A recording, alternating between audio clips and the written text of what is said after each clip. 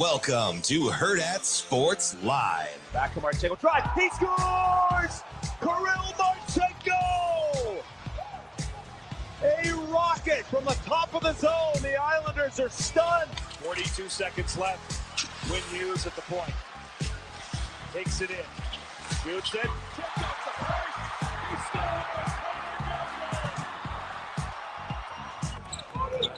Trying to go up over, couldn't. Westbrook to beat the clock. Got it! He has passed Kevin Garnett. DiVincenzo blocked by Turner. Hammered by Turner. Number 4. I got Siakam. Yeah! I got Siakam at Dakota. Round on the wing. A steal by Ellis. Steps through. Got a wild shot to go and one. 30 seconds to play. Clippers down by 1.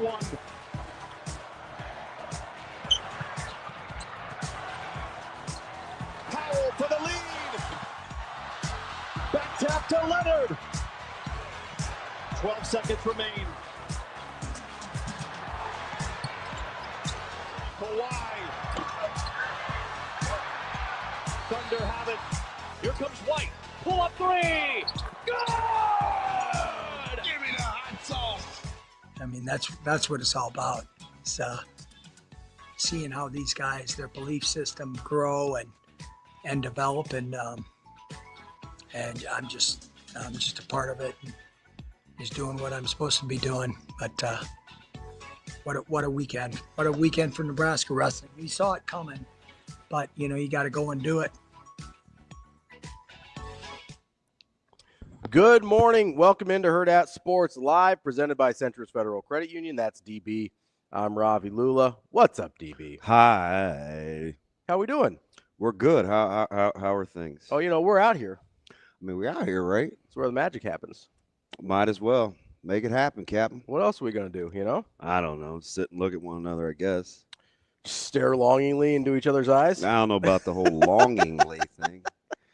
Like Luke longingly? You remind me of one of my coworkers at school. Which one? That's something he would say. Queen? Maloli. Okay. Maloli. It's very interesting. You said Queen's the one that's always so nice to you, so I figured that's the one you were talking Yeah.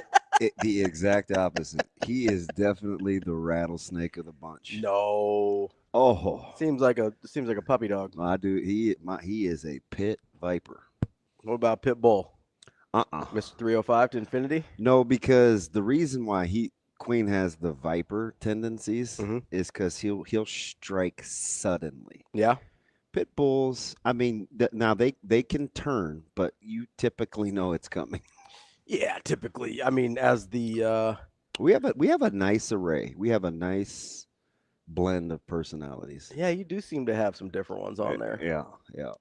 So we got the caregivers, and we got the unflappables, and you got the high strungs, and got the comedians. Where do our guys fall on Nebraska staff on the spectrum there? So Coach Butler and Coach Braden, I don't know yet, but they will be.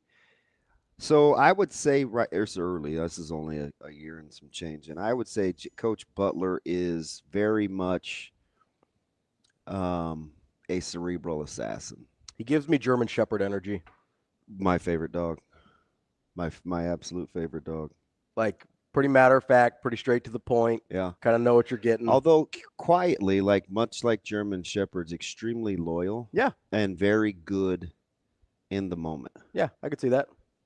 I will give that to Coach. I'll give that to Coach Butler. I don't know about Coach Braden enough to. I don't know yet either. I just know characterize yet. I know he loves teaching. Yeah. Yeah. He's a teacher at heart. He might have should have could have been in education. Yeah. Well, it's the same thing. Yeah. Oh, it really is. I wish more people looked at it like that. Coaching and educating. I wish more people looked at it like that. But I 100% agree with you. Some coaches don't. I mean, I'll tell you they do until it comes down to it, and then it's like, yeah. There's part of the reason. I've read this student's case file. Give him to somebody else. I know you're serious. Yeah, I'm just serious. Let's give him to somebody else. There's part of the reason I got out of education in a hurry. It took me a little longer to get out of coaching, but I was like, there's too much teaching here. What do you mean I have to have some patience? Yeah, I just wanted to show everybody how smart I was, and that's not a good reason to coach. All we are is just a little patient. I don't know that one. I don't either. It's one of I think it's Guns N' Roses, right, Shane? Yeah, it's off the Lies, Lies, Lies album. I thought it was like a church song, maybe. No, I don't even know why I know that except for You seem like a big Guns N' Roses guy. No, I'm actually not. Are they're the I don't want to embarrass myself. Shane. They do Paradise City. Is that Guns N' Roses? Yep, that's off the Appetite for Destruction album. Okay, who is November Rain? That's Guns N' Roses. Yep. That's off of the Use Your Illusion 1 album. Jeez. That's not. So November Rain is Guns N' Roses. Purple Rain is Prince. That is correct. Correct. One is one of the goats of all time, unquestionably. And the other one is Prince. And the other one is Guns N' Roses. Wow. I'm just kidding. No, you're not. I'm not a Prince hater. I'm really not. Yeah, I like Prince. Kind of. No. Dean Blandino's rearing his ugly head early. Well, I just knew it would upset you, so. No, I'm cool. Nothing upsets me more than how the Lakers played last night, but that's neither here nor there. I mean, that's not the worst thing that happened to an LA basketball team last night. I do. Yeah, wow. I do like November Rain, though. Yeah, and you're gonna make it's a ballad, and it's. I guess they've got some good songs. It's a rocky ballad, like Balboa. Dun, dun, dun, Dun, dun, dun, dun, dun, dun, dun, dun, dun. Oh, we're doing two different things here. You know I'm a dreamer. That's a good song. So you know what I'm talking about? Yeah. Okay. Yeah, that's a good song. But That's I'm all I not got. That's the all- only one. Yeah. That's all I got for that. Big November Rain. On my way. Home, sweet home. Yeah, that's a good one. Hey, different song, but same group. That was terrible what happened in LA. Yeah, awful. That's So it was I get you. Sometimes you make fun of me, but I'm glad you're in. Although she is a national story. yeah. But there were some emotional moments between her and Becker's with the last one at Gapple. Yeah. And Gino showing some emotion. Mm-hmm. He's gotten a little more emotional as he's aged. I do have a question, and I should have fact found, but I'm going to take Gino at his word. It just doesn't sound. It just doesn't sound real. So when Paige made her free throw, the first one, okay, she hit 50, 40, 90, and a 2-to-1 assist to turnover ratio. He said it's never been done in FIBA, the WNBA, the WABC, the NBA. He went through all these leagues, and I'm like, for a season. So do you know who immediately who I thought of was? You're gonna be like, oh man, DB, you're a genius. Actually, you would never give me any credit, but I give you credit all the time. Who's the one person you thought that that could pull that off? Well, so there's two names immediately that I know have done 50, 40, 90s that in the NBA. One of them was KD? No. So, because I thought you would think KD. So I was thinking more guys that passed better. So I went Curry or Bird. So I got one. What's that? Steve Nash. Ooh, Nash is a good one. It's a good pull by me, isn't it? I'll have to check it. I'm checking Curry's right now because, of course, that's the one I checked first. But you can just ask AI and then fact find. Yeah, but I don't like AI that much. No. Well, it's kind of it's not my preferred choice, but it's almost what Google gives me. So Curry in his second MVP season did it. He's right at 2-to-1 for turnover, assist turnover. He's 50, 40, 45 from three. Dear God. That is ridiculous. 90, and then he's 6.7 to 3.3. So he's right at the 2-to-1. Yeah. I'll check Nash here because that's a good pull. Thank you. I sometimes forget that he did 50, 40, I'm like, 90. are you sure? But he did say NBA. Yeah, I'm pretty sure. I think Bird has done it too because that dude was dishing out assists too. And it doesn't have to be in volume. I mean, you could be 4-2. Yeah, and Nash definitely did it. He's 10.5 to 3.5 in his 50, 40, 90 season. Let's go, DB. I didn't want to jump on Gino's. I don't want to pee on his parade, but and listen, that doesn't diminish what Paige has done, but it's just not accurate. It just caught I'm like, I think that's been done before. I mean, it definitely has. We've got at least two. We've got at least two for sure. Yeah. So do you know why? And my friend Coach Butler needs Bird also did it. my friend Coach Butler needs a little help. Wasn't even in one of his MVP seasons. And giving the mustard. Which is a travesty. Yeah, he went some travesty, like your thought process. 52, 40, 91, and then he went kind of thought process. 7.6 to 3.2. So yeah, it definitely happened in the NBA. I would believe it's never happened in men's college basketball. That's incredible, though. Yeah. It's unbelievable numbers. I mean, we're talking about. And here's the other. Steph Curry, Larry Bird, like three of the greats. Here's the other thing about Paige. Yeah. Is anytime she's finished the season healthy, UConn has finished no less than getting to the Final Four. Yeah. Well, I heard so yesterday. Like yesterday? Yeah, like to this day? Well, you said it like. So they made. It was fairly recent, but you acted like you're going to give me some recall. Yesterday, they made it to 31 straight Sweet 16s. Yeah, that is 1994. Well done. That's a good year. Yeah, it's a very good year. You were in college. Back in the day. Yeah. You know what I did in 1994? Yeah. I watched Hoop Dreams. Okay. I remember Hoop Dreams. Yeah, I was talking about that with apostrophe. Alonzo Agee? Yeah. Yeah. Good. Nice. Yeah. I was trying to. You were 12 in 94, weren't you? 7 or 7. Yeah. It's wild. Yeah. You know about Hoop Dreams. I went back and got it. I went back and watched it. It was on Netflix for a while. We were having the debate of the greatest sports documentary of all time. With apostrophe? Mm-hmm. Yeah. Yeah. What'd you land on? Well, he was adamant because we were talking about shrimp and we were texting. Mm-hmm. And then we got into this sports documentary thing because he had just done a radio hit. And I said, the only thing that I can think of that belongs in the same discussion of when we were kings with Muhammad Ali and Foreman, because that was real time, was Hoop Dreams. Mm. Well, that was, I mean, so that, what is that, 77? 6, I believe. For when we were kings? And which forced me yesterday to go back and watch Foreman and Frazier for whatever the reason. Which, you know what's weird? I was watching Foreman and Moore yesterday. Michael Moore? Yeah. Yeah. So quietly, I liked Michael Moore, which is weird. Yeah. It goes against everything I believe in. He doesn't seem like he'd be your type. And he beat my favorite heavyweight, which automatically would cancel you out. Who was your favorite heavyweight at the time? Holyfield. Oh, okay. Yeah. That's right, because it was going to be Foreman, Holyfield. Moore beat him. I didn't like Ali until he retired. Okay. I never liked Foreman. I never, ever liked Frazier.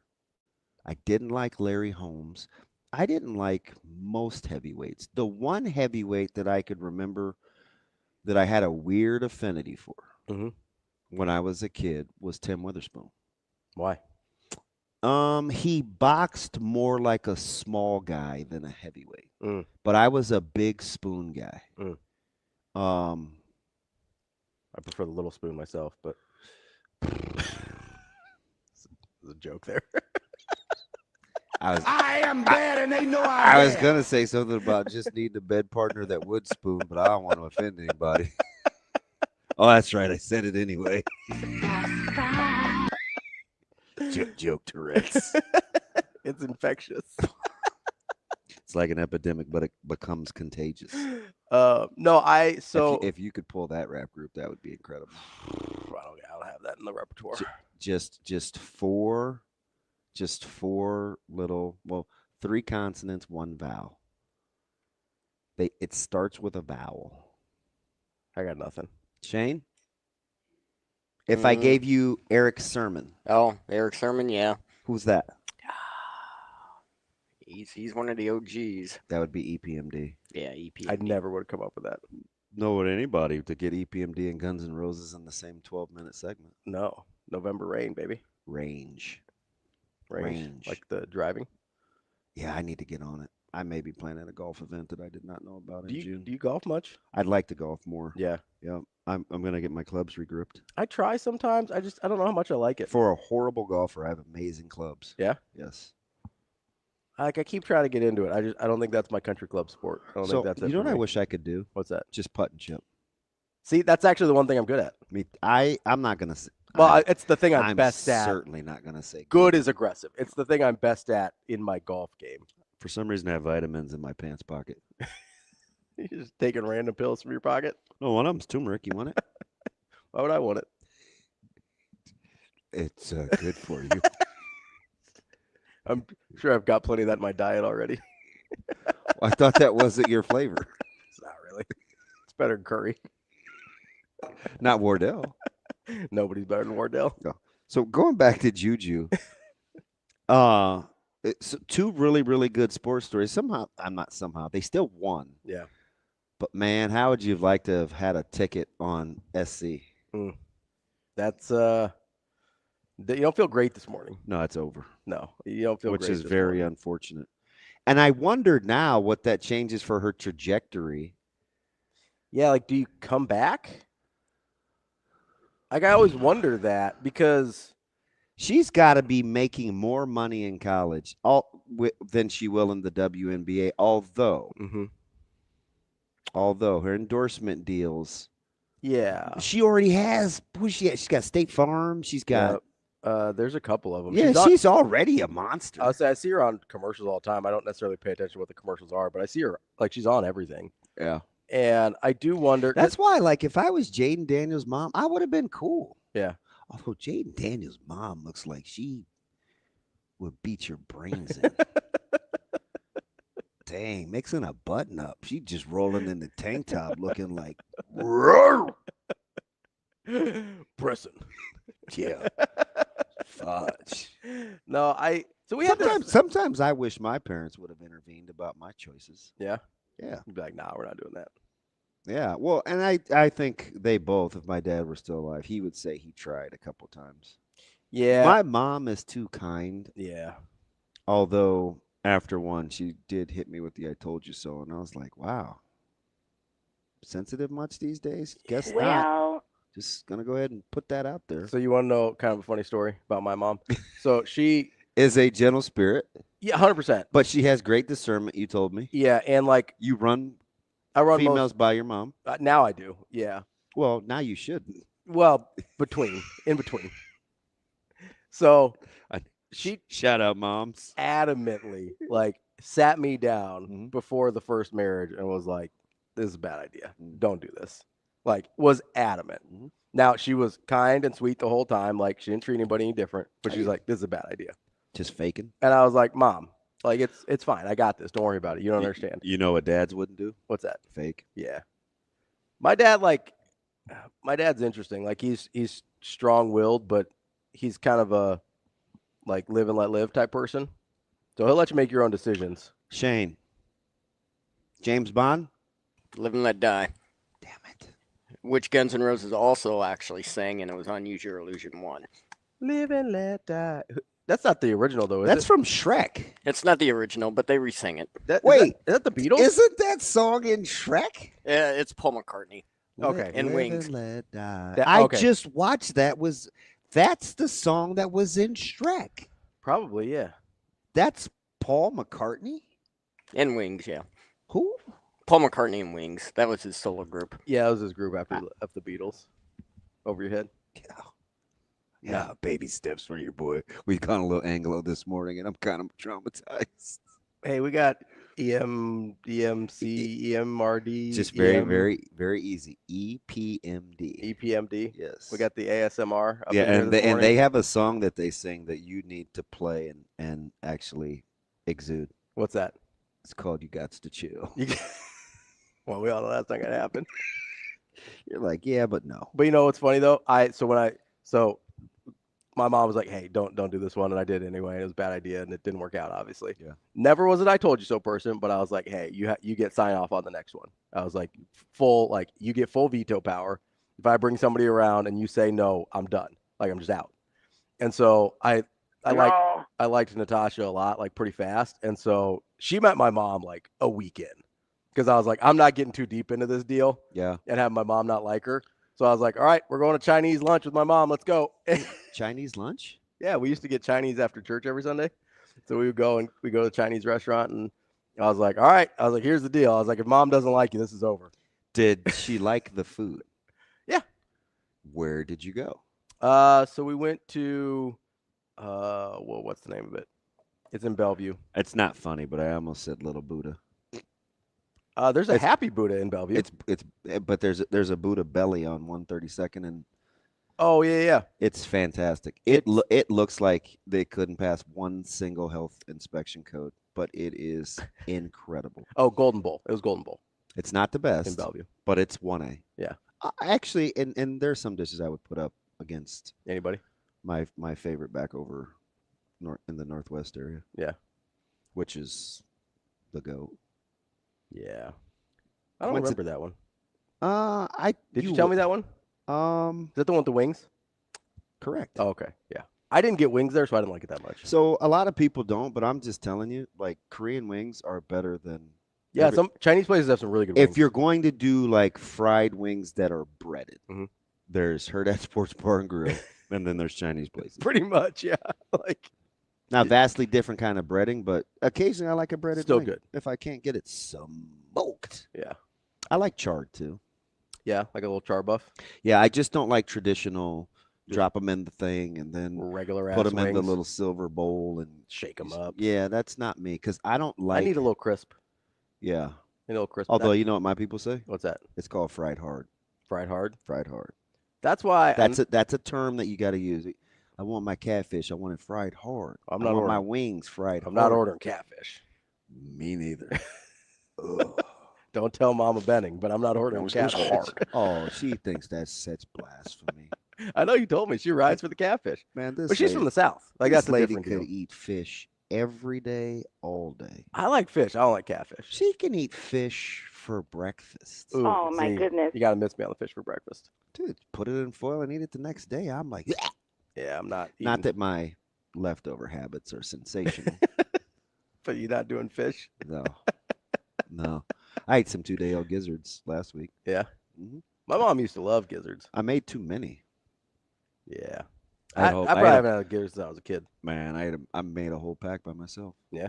Mm-hmm. You fry them? Yeah. Like air fry them? Yeah, and little you just spray them down. And I have this it's an equivalent to almond flour. It's not as good. Yeah. But you got to season the heck out of that thing.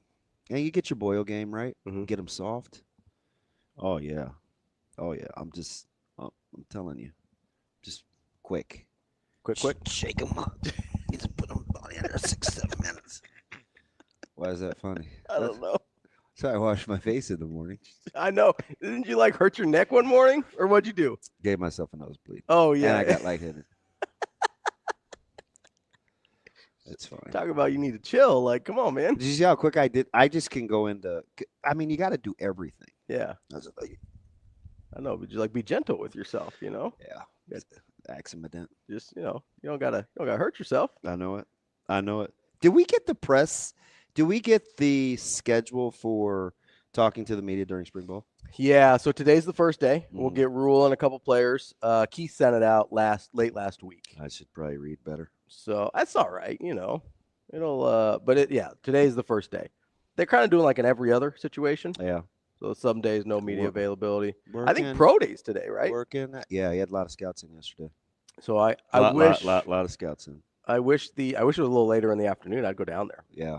I got to run this by Sasha, Chris, and do we still have to ask Bill, or does Bill just tell you when he's mad? For what? Well, I may miss a couple for practice. One or two for the show. Yeah. Oh, I think that she should figure it out amongst ourselves. Yeah.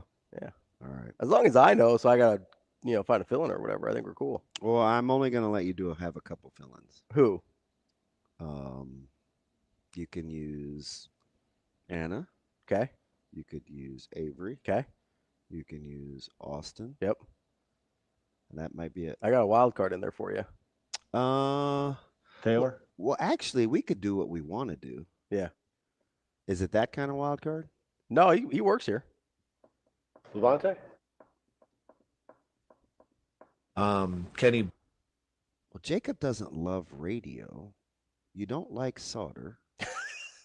That's not true. Well, I don't like Sauter. My bad. The whole You're projecting. since 2022, man, I can't get pronouns right. I screw that goddamn thing up. That's a he, him. No. That's Jerome. Yeah. Like speaking of Prince earlier, Morris Day and the Time. Nah, Jerome. Oh, we got a couple new options. oh. Jason brings one up too. We got a couple new options. Who we got? I'll bring Kenny on. Oh yeah, KBZ. KB or my guy. KBZ off the heezy. My guy Rico does a little radio. Oh, that's right. Yeah. I liked Rico. Rico's my guy. You know my favorite thing about Rico? What's that? The afro. Yeah. Oh yeah. Why? Jealous. You never rocked the fro? Not since I was 9. It is incredible. I always wanted one when I was a kid. It is, and it was perfect. Yeah. I'm like, I think did they use a protractor? They tried to, measured it out, have the perfect. Of course, off the chain. I was mesmerized. That's why I talked to him for so long. I mean, he's obviously a nice You're person. just staring at the fro. You're like, like- how'd you do that? I'm like, and he's just good natured. He is a good dude. He's just like he's just. I might get a couple of them up in here. Do a couple of. You trying to Wally Pip me? No, do like a 3-man show though. That'd be fun. That's fine. No, I'm not trying to Wally Pip you. That's fine. I would never. Wally Pip was a good player, Yeah, not as good as Lou Gehrig. Okay. Have you ever Wally Pipped anybody?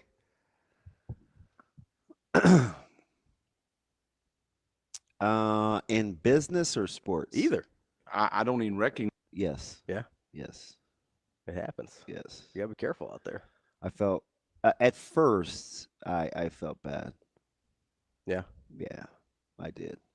But then I was like, well, I'm the one that's inconvenienced. I'm not even an outfielder.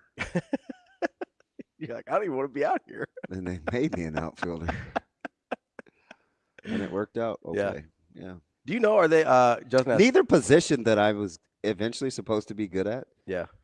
but did I pick? So running, I just let running you, back and outfielder? Yeah, don't trust me. You're like, hey, I'm a quarterback. And I was a shortstop and wasn't good at either one of the two aforementioned. But Trying to get your Marlon Briscoe game right? Yep, so don't trust me. Yeah. Yeah. I had a great Who was the shortstop you were trying to model after? Was there a guy? Ozzie Smith. Okay. I thought it might be Ozzie Smith. Ozzie Smith is one of a handful of guys that defies I'm very principled when it comes to your eye. how to be a sports fan. Yeah.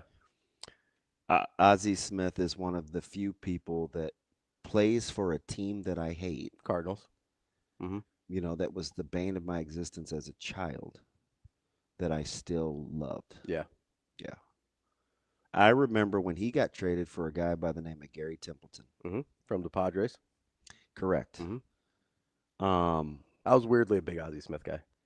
I loved Ozzie. Yeah. And he couldn't hit for poop. That's why it's weird that I like him. Until later in his career, and I was like, oh shoot, 280 Ozzie? All right, go get him. Still had like a 400 OPS, but that's okay. Yes, total trash. It's a completely different game. I know. Completely different game.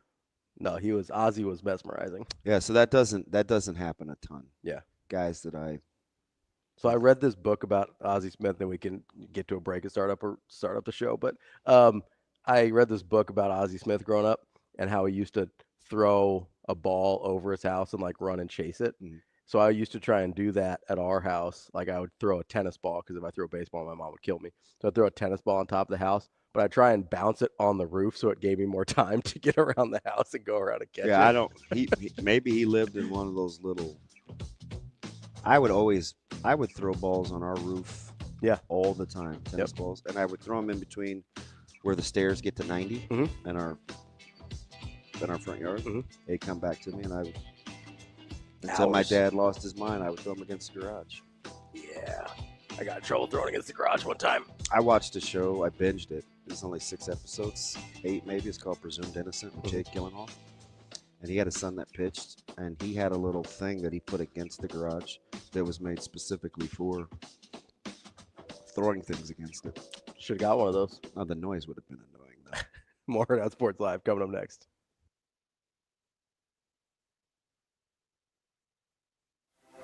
Aspirations can drive us. Sometimes a simple gesture is what fuels the pursuit of a dream. When it's time to make your dream a reality, we are here to help.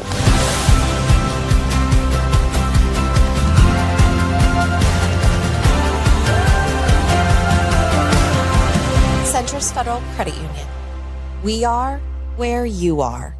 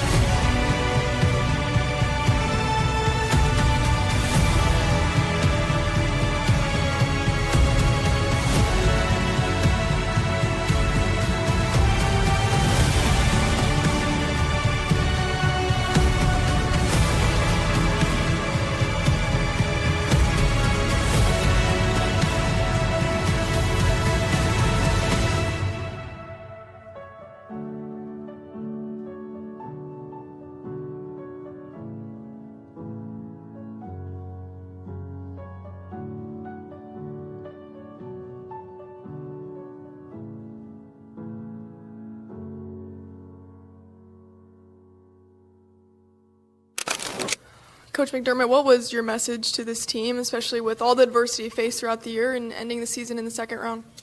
Just thank them for, their togetherness, their unity, the way they've been connected, especially when we got off to the rough start. It's the reason we were playing in this game today. Our leadership is incredible, from Sammy's selflessness to, Jemiah growing and becoming the player that he became, and the improvement from November till now is incredible for a one-year guy. And Steven and Kalk have just been rocks. They're everyday guys. Their teammates know what to expect from them. They leave it all out there all the time, and they really care about that name on the front of their jersey, and that's becoming harder and harder to accomplish in our sport with each passing day.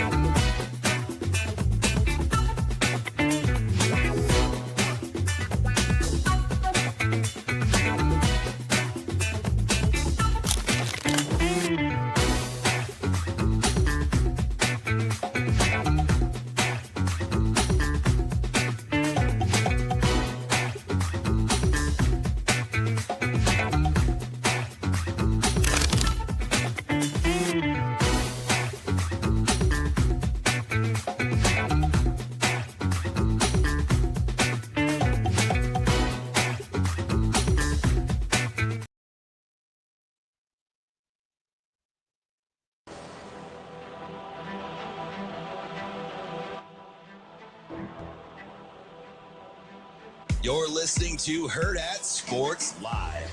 You had RJ on the bench, for a pretty long stretch at the end.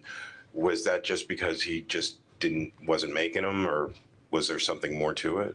Played 30 minutes. It's a long time. So he was tired? No, played 30 minutes, and I went with other people. You already know the answers, Roger. You're asking leading questions. You already know it. So don't ask leading questions. You already know why he didn't play. Was there one play with RJ that made you sit him the last 5 minutes? You know he was 3 for 17. You know he was 0 for 3. So you're answering your own. I'm not going to knock one of my players.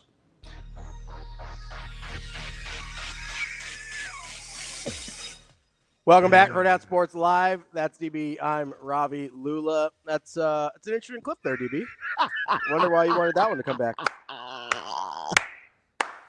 Can I tell you what? Hang on. All right.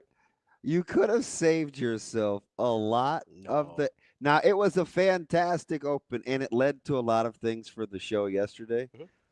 But I couldn't believe you were digging in. Oh, I'm still digging in. I'm digging deeper. Oh. Even with that.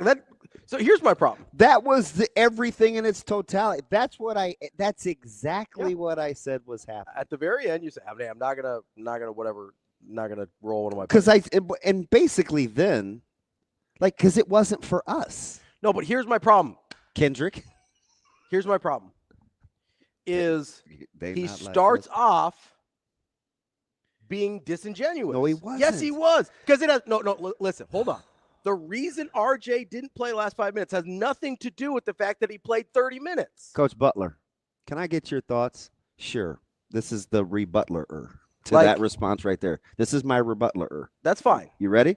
I'm just saying. You ready? Yes. He had 30 minutes to play his way out of not getting benched. Okay. And instead of going into the nitty-gritty minutia detail of how lousy he was with his shot selection and how I had to tell him twice on the bench to grow the F up, I'm going to simply tell you he had ample amount of time. In this case, 30 minutes to not have his little narrow bunda on the bench. He wasn't being disingenuous. He told you exactly what you needed to know.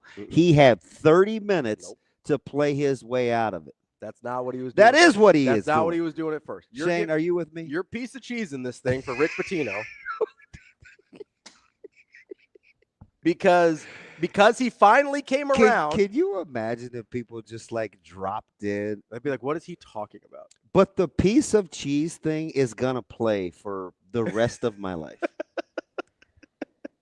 You have no idea how many people that I run into that reference the show talk about a piece of cheese. It's because you're not wrong. Because he came around at the end. I'm going to try to figure it out with a good piece. I'm going to salvage it. Yeah.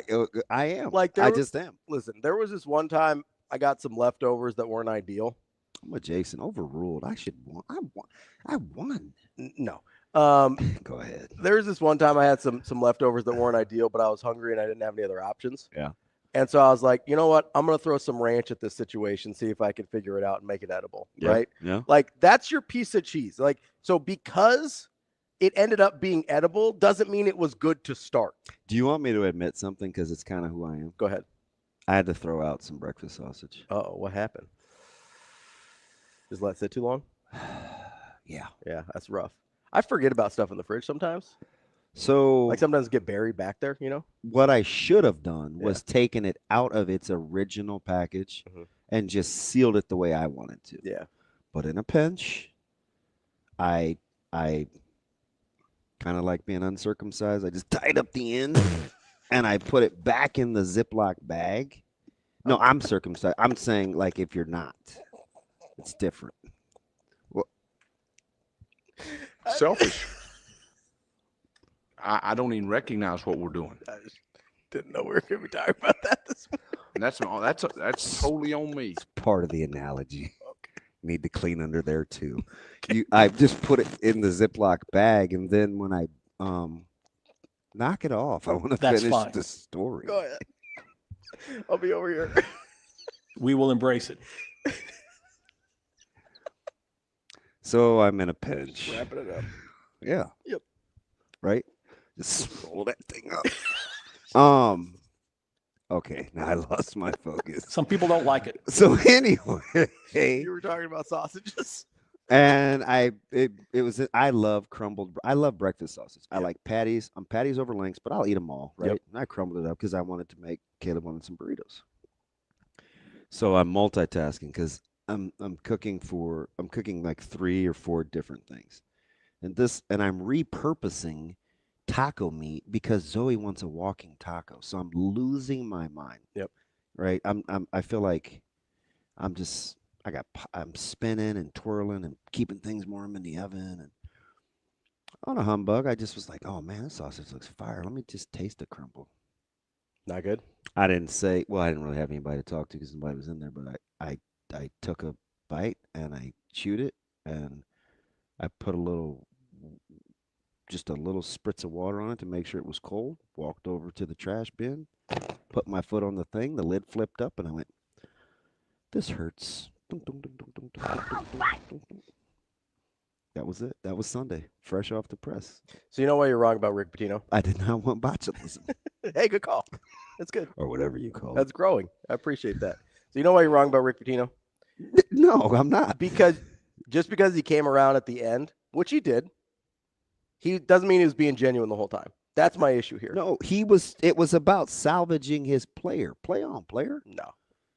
It was about he didn't want to answer the question. It's not true. And also, let's go. That's not true. How do you arrive at that, He didn't want to Ravi? answer, because he attacks the question after he gives the disingenuous answer. He goes, hey, you're answering. No, he wasn't asking leading question. He goes, why wasn't your best player playing the last 5 minutes?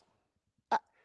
Clear the mechanism. That's a fair question. Clear the mechanism. I want you to go Ravi, Kevin, Costner.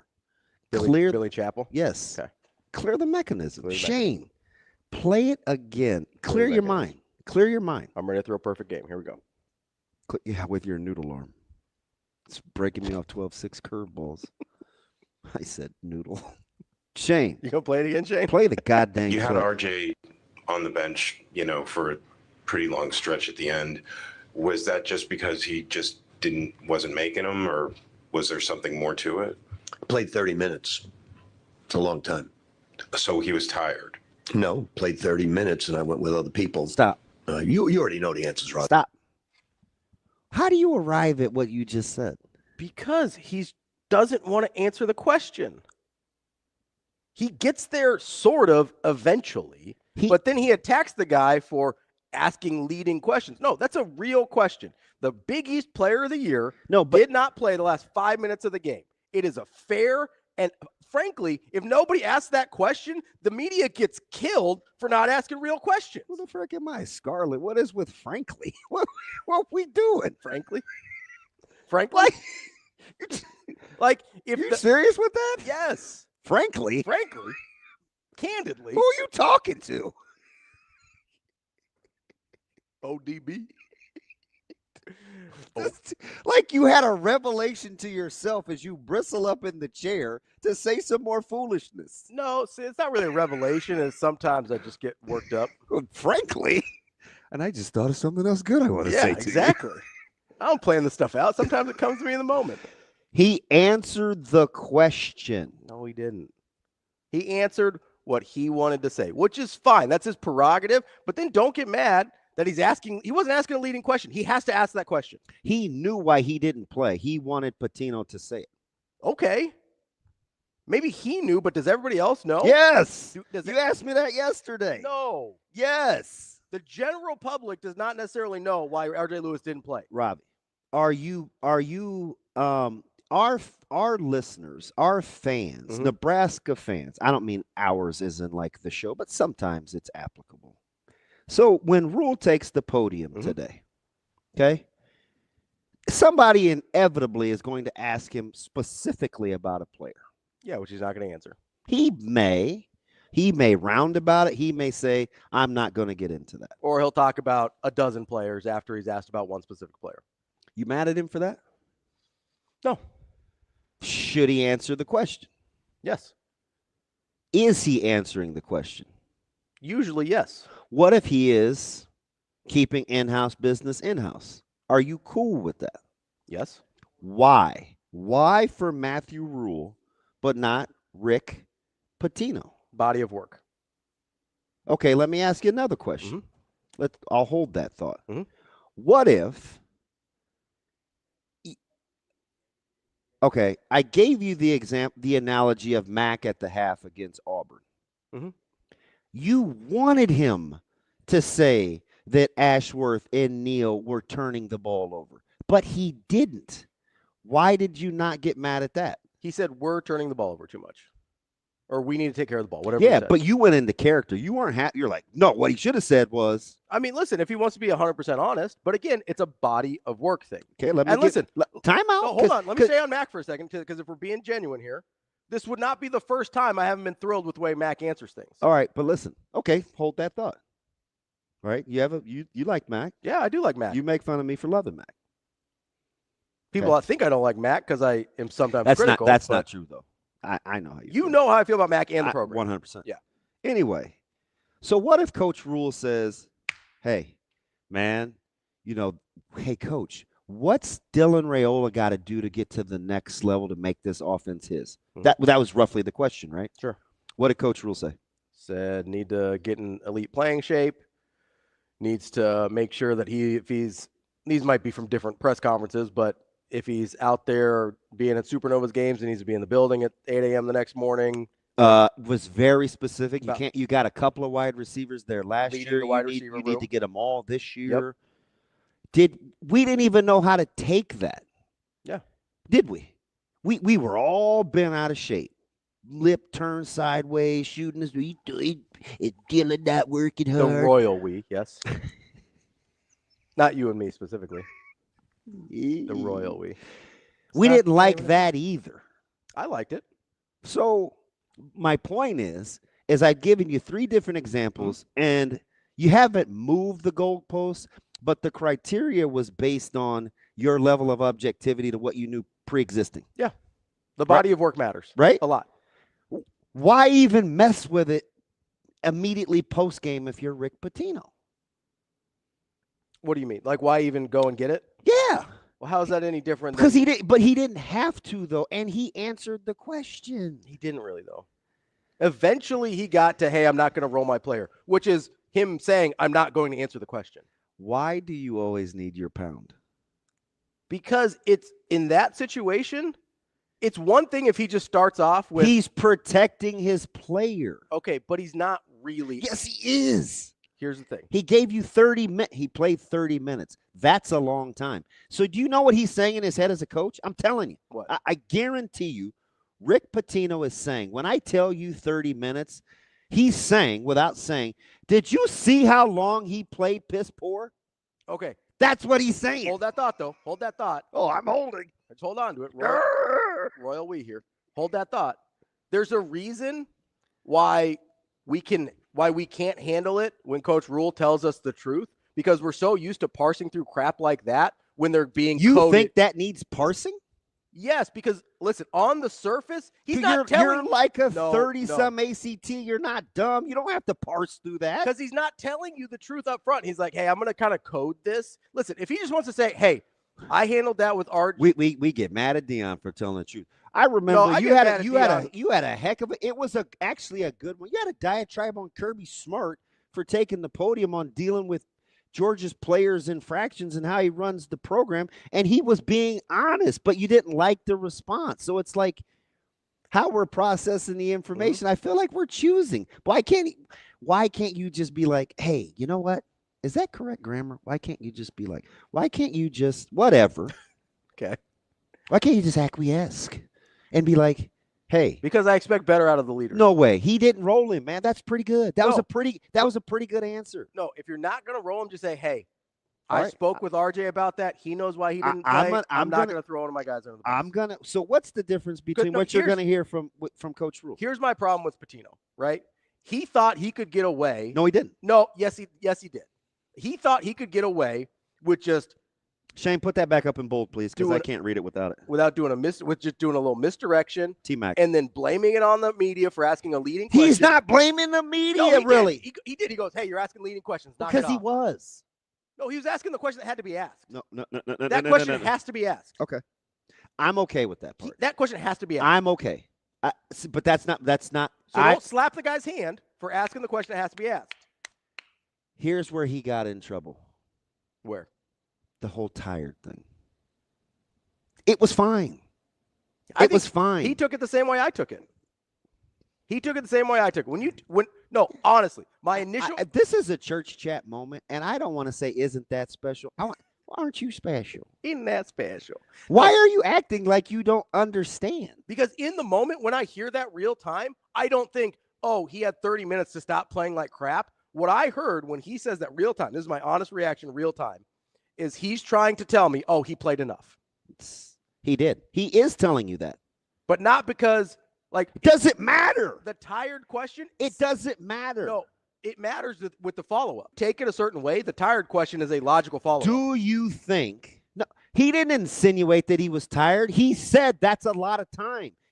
If we absorb that as he was tired, that's not Rick's fault. No, but it's also not the reporter's fault because that's a valid interpretation of what Rick said. So he was tired. Reporter guy, did he look tired to you? I mean, he looked something to me. I don't know what. Pissed. He wasn't tired. He was tired of getting told to grow up. Well, that's a version of tired. That's a valid interpretation of what Rick said. He followed up. I know one thing. What's that? These guys are going. Some of these guys are going to take the podium here coming up. You better keep that same energy because you have yet to tell me what the difference is between the discernment of body of work. That's code for whether you like the guy or not. No, it's whether I trust the guy or not. How do you not trust the guy that's taken 6 teams to the NCAA tournament? Didn't say he's not a good coach. I'm saying he's not honest very often. Well, was he the Denny's guy? He was an Italian restaurant guy. I meant with the whatever. His personal life is his personal life. But yeah. Why don't you trust him? Because he doesn't tell the truth very often. Like, he's not very honest with the media. He's not. And listen, I think those are set. I'm in the those are Seth's lazy takes though. Like, listen, that's his prerogative. Be better, media. What the? Be better, listener. Be better, fan. He's the one slapping the media's hand. Because in this particular instance, the young man that asked the question knew exactly what was going on. That's a valid follow-up to the way he answered the question. So he was tired? No, you never seen him play 30 minutes before? Well, that's why it was a valid question, because it was a weird thing to not see RJ Lewis in the last 5 minutes of that game. Didn't he look down in the video like he didn't want to answer it? I mean, we're not looking at the video, obviously, but in the video, he looked down like at a moment, it was like. So a guy can say, you're not good enough. I'm bringing my own luggage, and you're bent out of shape. But another dude. I'm not bent out of shape that he said it. I'm bent out of shape that he does it on camera. Oh, no, God. I've said this the entire time with Dion, and you know it. My issue isn't that he's like, hey, I need you guys to be better. It's that he's doing this to kids' lives on TV. That's always been my issue with Dion, and you know it. That's the truth. Right. I have been. I feel like I'm being chastised. Well, because you're trying to bring something up that is not the same thing. It is. No, it's not. It is. My issue with Dion and the I'm bringing my own Louis. You're talking about transparency in terms of when you. I'm talking you're about talking about transparency and how you answer a question. Talking about don't cut a kid on Amazon Prime. That's what I'm talking about. I've been in those rooms before. That sucks. That's a crappy thing to do. Do you need a good piece of cheese? That's why part of the reason I don't mess with Dion. I also feel like he is overwhelmingly full of crap. Doesn't mean he's not a good football coach. He did a great job this year. Made really good hires this year. Did a really good job. Doesn't mean he's not full of crap. That's part of my issue. The other part of my issue is don't end kids' dreams on TV. How about that's messed up? Okay. Let's just assume I'm going to give you some grace, and I say, okay, Ravi, you're right. Which happens all the time. Not a snowball's chance in this particular case. What if what's my go-to about what a coach is able to say on camera? Has he said it before? As long as he said it to those players before that. It's not the first time they heard it. Do you think that was the first time those players at Colorado had heard that? Yes, I do. It was not. I mean, maybe. Maybe you're right. Do you think that was the first time that RJ Lewis knew that he wasn't playing worth a damn? No, but that would give Rick Pitino then, by this logic, it would give him permission to say it up publicly. But Rick Pitino thought better of it. Okay, so then just say, hey, I dealt with that with RJ. He knows why he didn't play. We're going to move on. So if a quarterback holds the ball and he's taken too many sacks, right? Or he Says, misses "Hold the a ball for couple too guys on third down. Gotta let go of the ball. And Coach Rule will inevitably say something about it being a team sport on offense and guys got to get open. Does he get the same grace? I would like him to tell the truth there as well. What about when a position group gets hammered for 7 straight weeks about not doing their job? Mm-hmm. We cool with that? I would like him to tell the truth there as well. Okay. I'd like him, like, if I feel like I feel like, you know, when did you ever practice field goal kicking when you were a kid? Yeah. And you never had like good sturdy goalposts, those things move. There's like waving. That's what I feel like is going on. No, listen, I was very clear that body of work matters and how I take the information. Because Coach Rule is honest with us most of the time, then when he says some things that are a little bit more ambiguous, I will give him benefit of the doubt. Is there But anybody he's benefit of the in the doubt. continental US that would sit on that in that presser and think that the follow-up question of was he tired wasn't condescending? I think it was a valid follow-up question. I do. I think that's a valid interpretation with what Rick Pitino said. Do you have my headsets on? Are those too tight? They're squeezing. I feel it's the brain. I feel like you're losing oxygen. No, I'm doing just fine. I think it's a valid follow-up question to what he said. I think it was pretty condescending. Maybe, but the tone doesn't change the validity of the question. He might have been being a jerk about it. You don't think tone matters? You think Pitino's tone matters? But he wasn't out of pocket though. No, he was being condescending too. All right. Why didn't RJ Lewis? Why didn't your best player? Why didn't the Big East player of the year play the last 5 minutes of the game? Hey, it's he played 30 minutes. That's a long time. Who's one of the nicest people we work with? I'm not. What's her name? Nah. What's her name? Nah. What's her name? Say my name. What's her name? What is her name? Say her name. Muhammad Ali. That's not her name. Say her name. Anna Bellinghausen. No, that's not what I was talking about. She's nice too. Sasha Durkin. Nope. Anna Ambrose. Nope. Starts with an A, and then a V, and then an A. And she's such a gentle spirit. All she can say is Ravi. ... Well, I mean, she's wrong about a lot of stuff. It's fine. She still doesn't know that Trevor Lawrence is a generational talent. Come back. We'll have more Hurrdat Sports Live coming up next. Clear. We will be back. He'll go down as one of the greatest Creighton Blue Jays to ever put on this uniform. Have you gotten a moment to reflect back on the career it's been, the people you've met, and your experiences here? I think I've reflected a little bit about the people and the experiences I've had. Like, I can truly say I got some lifelong friends with this group and the past 4 groups I've been a part of. And, yeah, I mean, the people of here have made such a... Apparently I'm going to Serbia with Fedor, but... Before the NBA, he's coming to Belgrade with me. Yeah, but like stuff like that's awesome. Like just friends for life, and I love that. And all these guys and Mac and all the coaches have made such a big impact on me and in my life and made me who I am today. Yeah, what was running through your mind checking out for the final time and embracing with Coach Mac? You know, trying to fight the emotion of being mad at losing, because obviously like I didn't want to lose today, but also just taking a moment and be like, you know, I'm going to be mad about today, but I'm going to look back on this 5 years, and there's nothing I regret, nothing I would have changed, nothing I can complain about, really, because it was all perfect.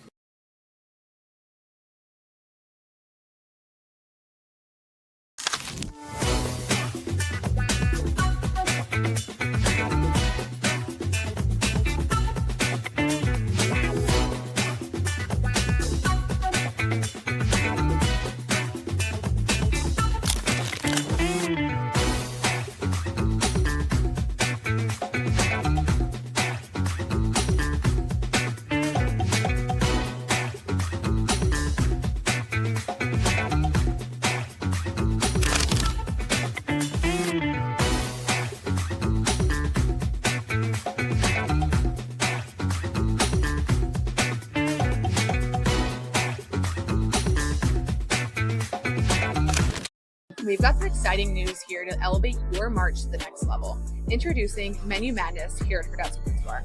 This isn't just any tournament. This is a bracket featuring 16 of our most popular food items, and you decide the winner each week when your favorite items go head-to-head.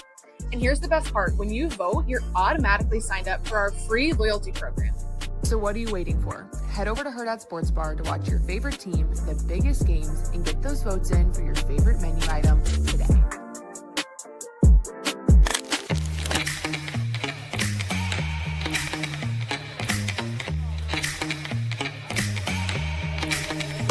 Give me that cheddar, weekend Rico.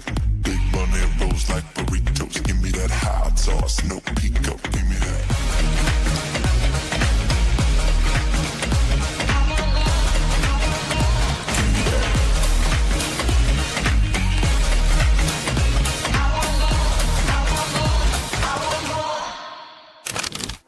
Aspirations can drive us. Sometimes a simple gesture is what fuels the pursuit of a dream. When it's time to make your dream a reality, we are here to help.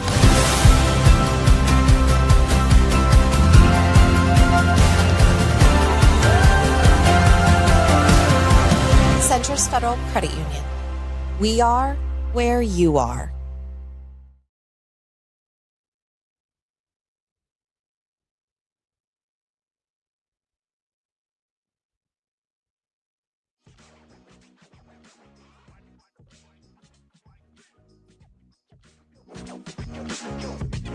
You're listening to Hurrdat Sports Live. I know it's probably way too early to start thinking about Then next don't year. ask. Then Well, I don't was going to ask. say, at what point do you start Right looking now, forward rather than backward? Right now, guys, it's 12:40 a.m. and the season just ended. That's it. You're going to ask me about next year? Right now, my biggest concern is how bad the seats are on the Allegiant flight, on that terrible plane that we're going to have to fly home tomorrow. The school bus. The cheese, the plain version of the cheese. Hang in there. And is there any chance that Doug got me some hot food, because I don't eat on game day, that I got something edible? Not next year, not right now, guys. Everybody's on cheese. Kicking off hour number 2 here on Hurrdat Sports Live, presented by Centris Federal Credit Union. Also reminding you, hey, if you're out there on the roads this morning, make sure you got that seatbelt buckled up and make it click. It prevents injuries and saves lives. This message from the NDOT Highway Safety Office. DB.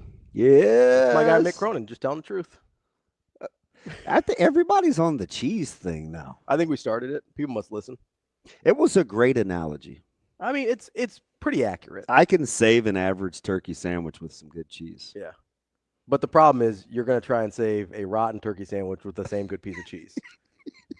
The hungry dog. Like, gets that's the bone. difference, right? That's kind of my point here, right? Is like, yes, you will make the best out of a mediocre situation.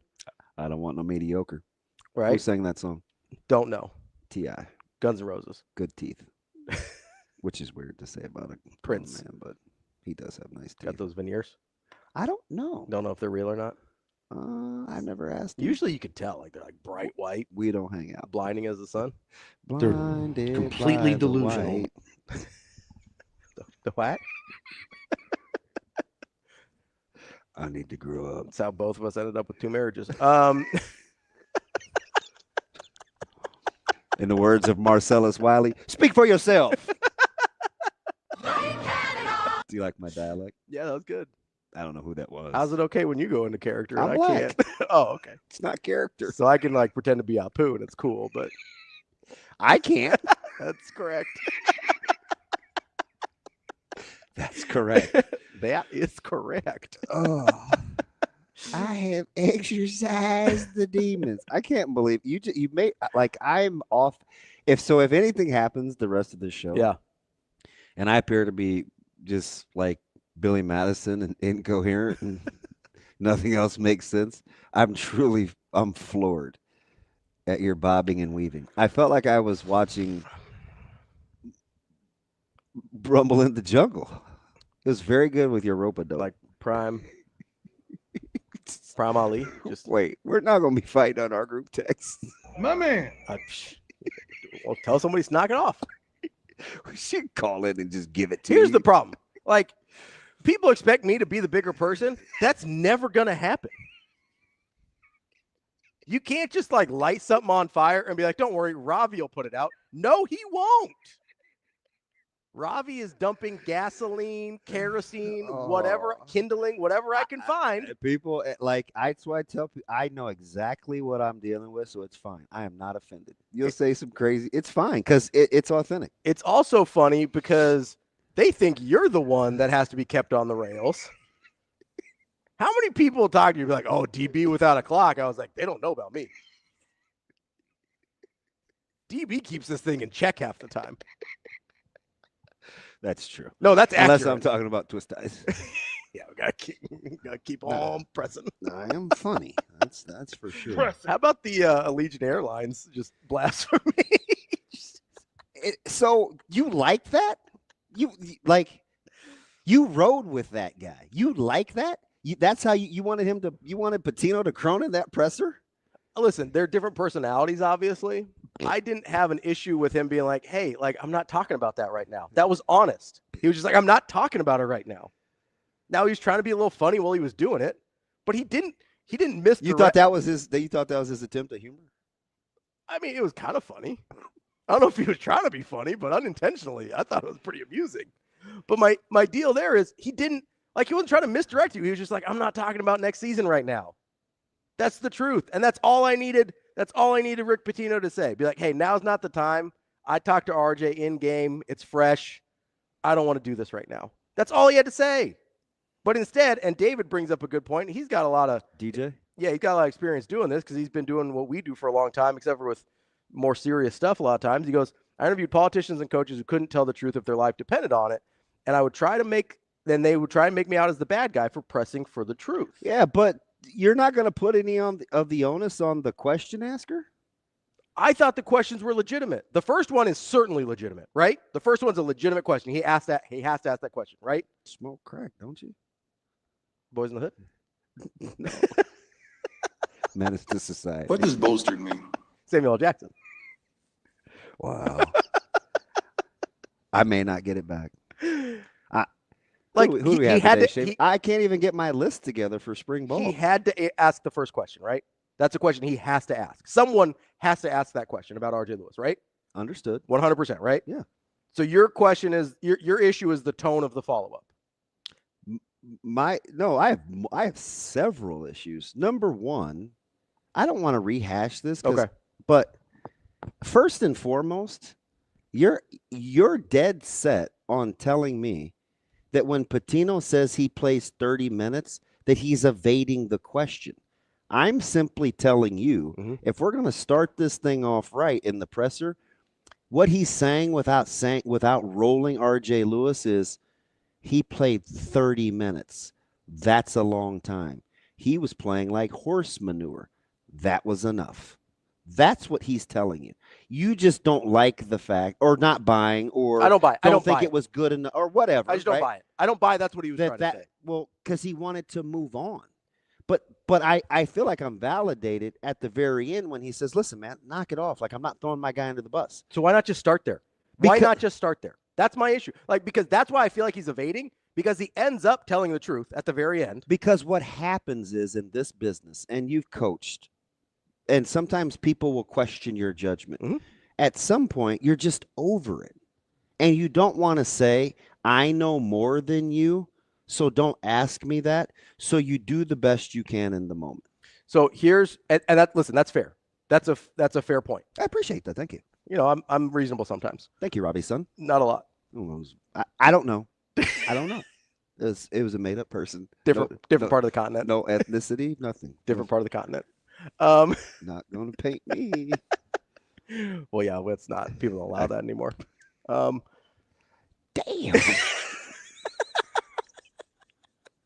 What does bolstered mean? My bad. You ain't make me. I forgot what I was going to say. Let's move on. What does bolstered mean? I mean, it's a joke. Also, I think people get confused here, and by people I mean Kobe. That when people use the same tone, that doesn't mean they're saying the same thing. Just because Mick Cronin and Rick Pitino sort of sound the same in the sense that they're sort of not wanting to really be there, they're not saying the same thing. Mick Cronin just came out and told you he wasn't going to answer the question. Dang, KP is with you. You got dang right. Which is fine. He used to be mad at me all the time. I don't believe that. What? I think there's no way he did answer the question. No, he didn't. He really didn't. Oh my gosh, you guys. He does at the very end where he just says, "Hey, I'm not gonna roll my guy," which is fine at the end. But you know why he got there? You know why I think he was fed up? Because they wouldn't buy his BS. That's what I took it as. Because he was trying to be evasive, thought he was smarter than the reporters, and be like, "Oh, he played 30 minutes. That's a long time. That's fine. Yeah. He doesn't need to play anymore. That's a long time for anybody. If you just look at the box score, he says 30 minutes. You're going to be good, right?" And then they pressed him on it, and he got frustrated, and he's like, "I'm not going to roll one of my guys." Just start there. Just be like, "Hey, I talked to RJ. He knows why he didn't play. We're not going to do this right now." But this is why coaches don't like talking. That's not that hard. Well, it's not that hard either to understand that he's saying he had plenty of time to not play like. But that's not what he said. It is what he said. He just said he played 30 minutes. He could have saved the whole thing with one line. Be like, "Hey, he played 30 minutes. It wasn't his best day. We went with somebody else." Okay. Pressing. That's telling the truth. Okay. Rick's being evasive. It's a difference. It's a difference. You got to be continually. You're talking about Nebraska football? I don't know if I want to talk to you right now. I feel like I need to recover. You need a minute? I need to loosen my head. It's just a little tight. So I don't know if you know this. Nebraska spring football started yesterday. Yes, they did. It's exciting. We're gonna hear. It's a long day, man. We're gonna hear from Coach Rule today. It's pro day today. It is. We got some. We'll probably hear from a couple players, and we'll probably hear from some of the guys in their pro day. He's got several scouts in. Yeah, that's good. You want to have a lot of scouts at your pro day. Yes, you do. It should basically be like a little mini combine. You hope. You know, you want people to go see your guys. The thing that we wanted to talk about that we kind of brought up yesterday was kind of wanted to set the table with spring ball with some categories. And I imagine we'll do this a few times and revisit these a few times over the course of the spring and then summer into fall camp. But there's a handful of things that I think we can sort of break down to set the table for Nebraska football. And Sam brought up a really good one. Sam McEwen? I believe it was pronounced McEwen. Yes. From the Omaha World Herald. O-line, D-line? Oh, no. Guaranteed starters. Like unquestioned starters versus the unknowns. Because are you guys going?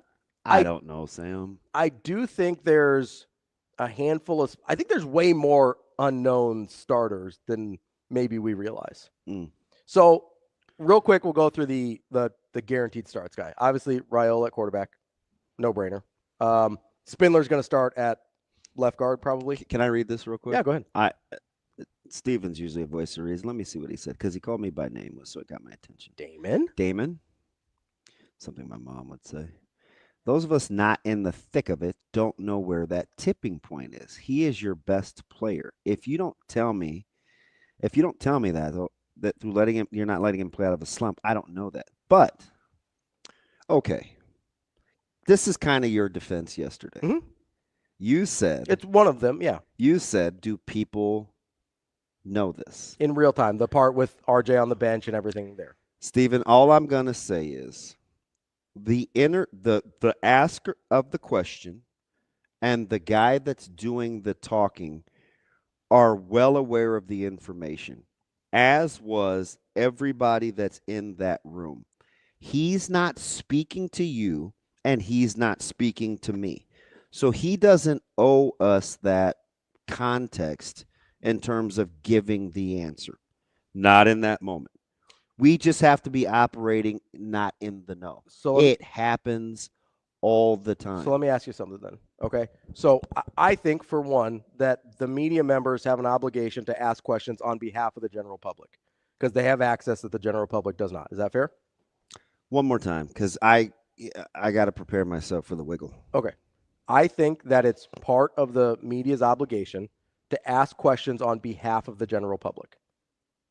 Correct. Because the general public doesn't have the same access, right? Correct. I felt like, that's what he was doing. So even if that reporter had context, I think he's assuming not everyone necessarily does. I think that's a fair assumption. So that's part of the reason he asked that question. What I think, okay, sure. What I think happened and what I think Coach Pitino happens, because they clearly have a pre-existing relationship, he wanted Coach Pitino to say out loud what he already knew. Maybe. So I'm going to start with that supposition. That's fine. But here's the other part. Here's the other thing. Yeah. You're skipping over the point. Okay. Like, or not acknowledging or whatever, that his first answer, given the fact that Coach Pitino has the most information, that it didn't suffice. And you're also overlooking the fact that so he was tired, the way that he said it could be perceived by the guy that has to answer the question as condescending. You just said 15 minutes ago, why do you have to be the bigger person? I'll say the same thing to you now. Why did Rick Pitino in that moment have to go back and get that and not napalm that thing like one young Ravi Lulla would do and clean it up? Why is he responsible for that when the most important thing going on in that room at that time, given that question, is the relationship between the coach and the player? Sometimes we have to take a back seat to getting the information we want real time. I said it yesterday. It will play out. It will come out. It's hard to do those things in the moment. A Big East Player of the Year had just played his last game of the season. It is emotional. He needs to protect that emotion. I'm just simply telling you, you didn't love the answer. Some other people apparently didn't either. But you don't need your pound of flesh in the moment between a coach and a player relationship.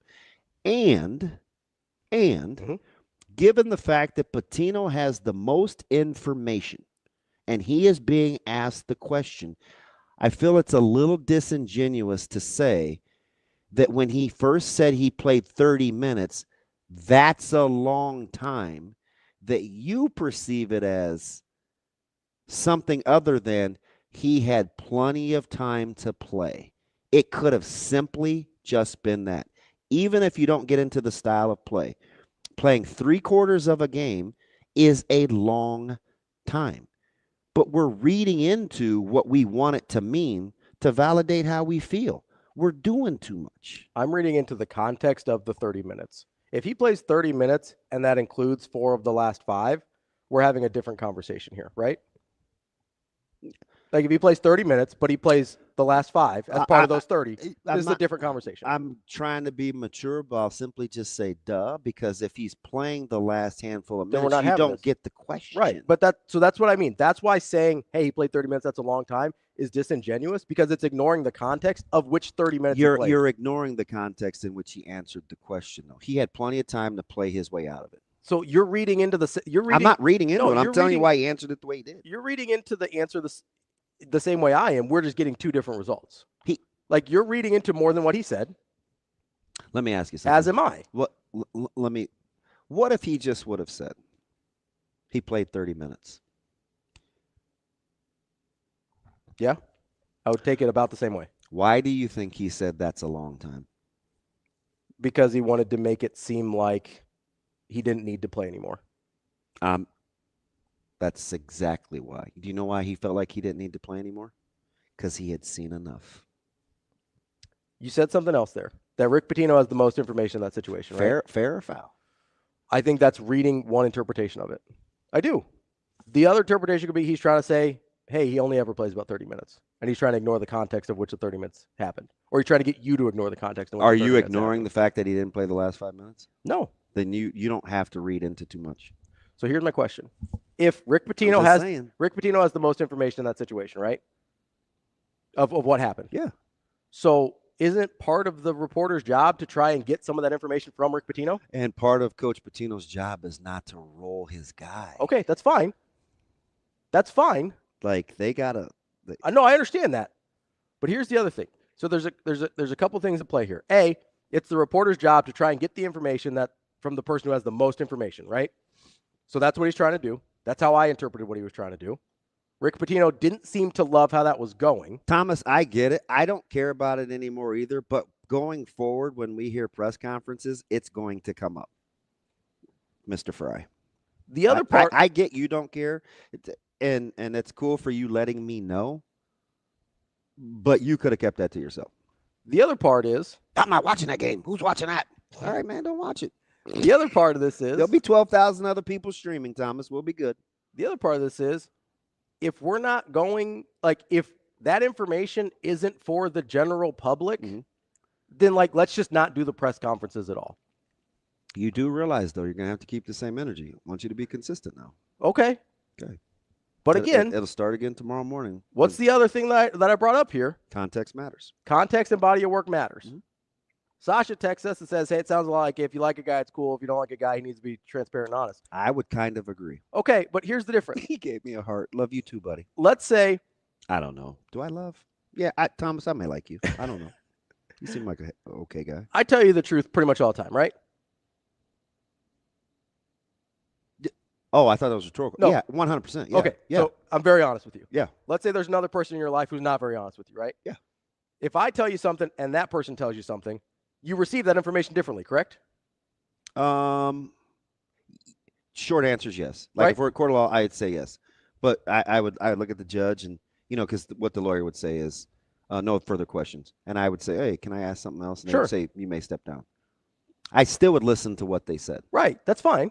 And I would say, okay, they have a tendency to not tell me the truth, but given the information that I know, I'm not going to rule it out. I'm not saying you can rule it out. That's fine. But I am consistent though, because I told you when we first started this whole deal about discerning what people say and stuff, the way that I like to do it is to start with a blank slate. And you told me that was unrealistic for most people. I think it is. And I said, well, there are people that have written poor articles or people that have said things that I don't like, either to me or about someone else that I care about or whatever else. But it doesn't mean they're always wrong. So I'll listen to callers. Like it's your eat the meat, spit out the bones. That's right. That's part of your I thing. can eat the meat. Yeah. Or I get a good piece of cheese. And listen, and I'll fully admit there's going to be some stuff that I miss out on because I'm not willing to go through the crap. I hear you. Like I'll be the first person to admit that. But I'm not going to wade through the crap 90% of the time to get 10% of good information, right? I'll stick with the people that give me 10% crap and 90% good information. Like I'm just going to flip that narrative, right? Yeah. So you're willing to do that, and that's fine. And that's, I think, part of the reason we hear Rick Pitino so differently, because you're willing to blank slate it with Rick Pitino and take what you know. think I have to listen to coaches differently. That's fine. That's fine. That's why I'm a big press conference guy, though. But listen, I've listened to Rick Pitino for a long, long time, as have you, right? This is a guy that is not usually terribly forthcoming. He's often very condescending and doesn't tell the truth a lot. Okay. So when I take that into context of this situation, it's really hard for me to assume. And you very well could be right about what he meant. But it's hard for me to give him that benefit of the doubt or to assume until at the very end he says, hey, I'm not going to roll one of my guys. I just know we've had these exact same conversations, like leaving Indiana. Yeah. And Coach Rule has a press conference, and we talk about. He's the guy that tells me the truth most of the time, though. Was that the right time? And then we analyze that. Or what he says about blocking on the perimeter and what he says. Like, these kinds of things happen all the time. They do, yeah. Like, but Coach Rule tells me the truth most of the time. So he gets a different filter than Rick Pitino does. Like, that's the full thing. Same thing with Mick Cronin. Mick Cronin tells me the truth most of the time. We may not like what he says. We may not like his tone. We may not like that he throws his players under the bus sometimes. But he tells the truth most of the time. I'm going to say this. Yeah. I think Pitino was telling you the truth. Okay, and he may have been in this situation. I think he was telling you the truth. But his body of work colors how that's perceived. That's all. That's like, it's really easy for me to see it like he's not telling the truth when he often doesn't. I've given you some crazy examples, but I'll give you an easy one. Mm-hmm. Tom Chattel has written some not very nice things about me. Okay. Performance. Did an article, 10 years ago I didn't love. Called him on it. To this day, that's like my buddy. Mm-hmm. because I can parse through how something made me feel reading the information and then look at its actual intent. I get it. It may not be normal or whatever, but you trying to get me to go here, that's what you're dealing with, right? Like somebody that is capable of seeing if somebody said he's family, DJ Rizak. Yeah. I mean, said some things that cut me to the core. That's a guy that you could, I just talked to him yesterday, you could call today and need something. Because I had to ask myself, is there anything true that he said? Sure. Yeah. Right? Because usually when we are upset by something, there's some truth there. Right. That's a lot of what happens. Right? Yeah, 100%. Patino was telling you the truth. And that's fine. Like, he very well could have been in this situation. He had to protect his guy. But for me, he doesn't get the benefit of the doubt because of his body of work. You know what you're going to do this Like, with? is that fair? The backup quarterback battle is going to happen. You're going to want some answers. Sure. You're going to say, I know he knows. Yeah. He ain't going to say. He's probably going to be evasive about it. And you're going to be cool. Yeah. I don't get it. I just told you, it's benefit of the doubt. Well, he's got to protect the program. It's the same thing. So here's the thing. So Jack says, coach's job is to protect his players. Press and fan base are in second place. Listen, I understand that as a primary concern. But hey, Coach Rule, who's RB2? How do you know who RB1 is? Oh, he knows who RB1 is, man. No, what if he doesn't know who RB1 is? We're going to do it. I also, there's a part of me that believes he's going to let, would it absolutely stun you? Let's say, we assume Emmett Johnson is the number one running back, right? Yeah. That's the assumption. Would you be absolutely have all of your flabbers gasted if Jamarion Parker comes in and wins that job? Yes. You would? Yeah. You like that guy a lot? I do. Okay. Would it absolutely floor you if Mekhi Nelson comes in and wins that job? No. Okay, so there's another guy in the room that you could see. So when Coach Rule says, I don't know who RB1 is yet, that's not crazy. We assumed EJ was the number one guy last year after the way he finished his season before. A lot of people did. A lot of people did. No, you know what I think happened? What's that? And I don't want to pick at it because I kind of get your point. Sure. I don't want to be a douchebag. But I think, you know what I think we assumed? We didn't like any of we watched Dowdell and those guys 2 springs ago and we're like, shoot, I hope it ain't that guy. That's what we said. Sure, fair. Yeah. That's, I mean, if we're keeping it 100. But I mean, and so maybe I'm being too specific with the running back. Yeah. So I know but what you know you're what I'm saying, right? I'm not trying to be that. You know, so I mean, same thing with Raiola last year at quarterback, right? Like, we're all like, okay, Dylan's going to start, whatever. In Rule, I genuinely think he was he needed to see enough from Raiola to make sure he was the starter. Like, do you believe that? Yeah. Well, they didn't name him until what, 2 weeks before the season? Yeah, it was deep. It was middle August. Yeah. But did you think he was being disingenuous? No, I didn't. I think other people did. But he knew who the starter was. I don't think he did. I think there's a world in which if Raiola doesn't show him what he needs to see, he does not start the first game. I wouldn't fight you over that, probably. Nah. Okay. That's my point. I think Rule is often telling us the truth, even when we think he's being evasive. And maybe that was the body of work. Maybe that's why Patino could be telling me the truth, and I still have a hard time believing it because contextually, with what I've experienced with Rick Pitino, I'm just like, it seems like he's being evasive. That's the problem with not being truthful all the time. I don't know what we're going to get today, but I almost can't wait for tomorrow morning. Yeah, I'm excited. Only because, and I just have to decide, it depends on what kind of mood I wake up in, on how much I want to take you to task. Because I know you'll fight me over it. So It's like, but I just feel like making a point. Yeah, that's fine. I just don't know if I don't know if I'll have the material.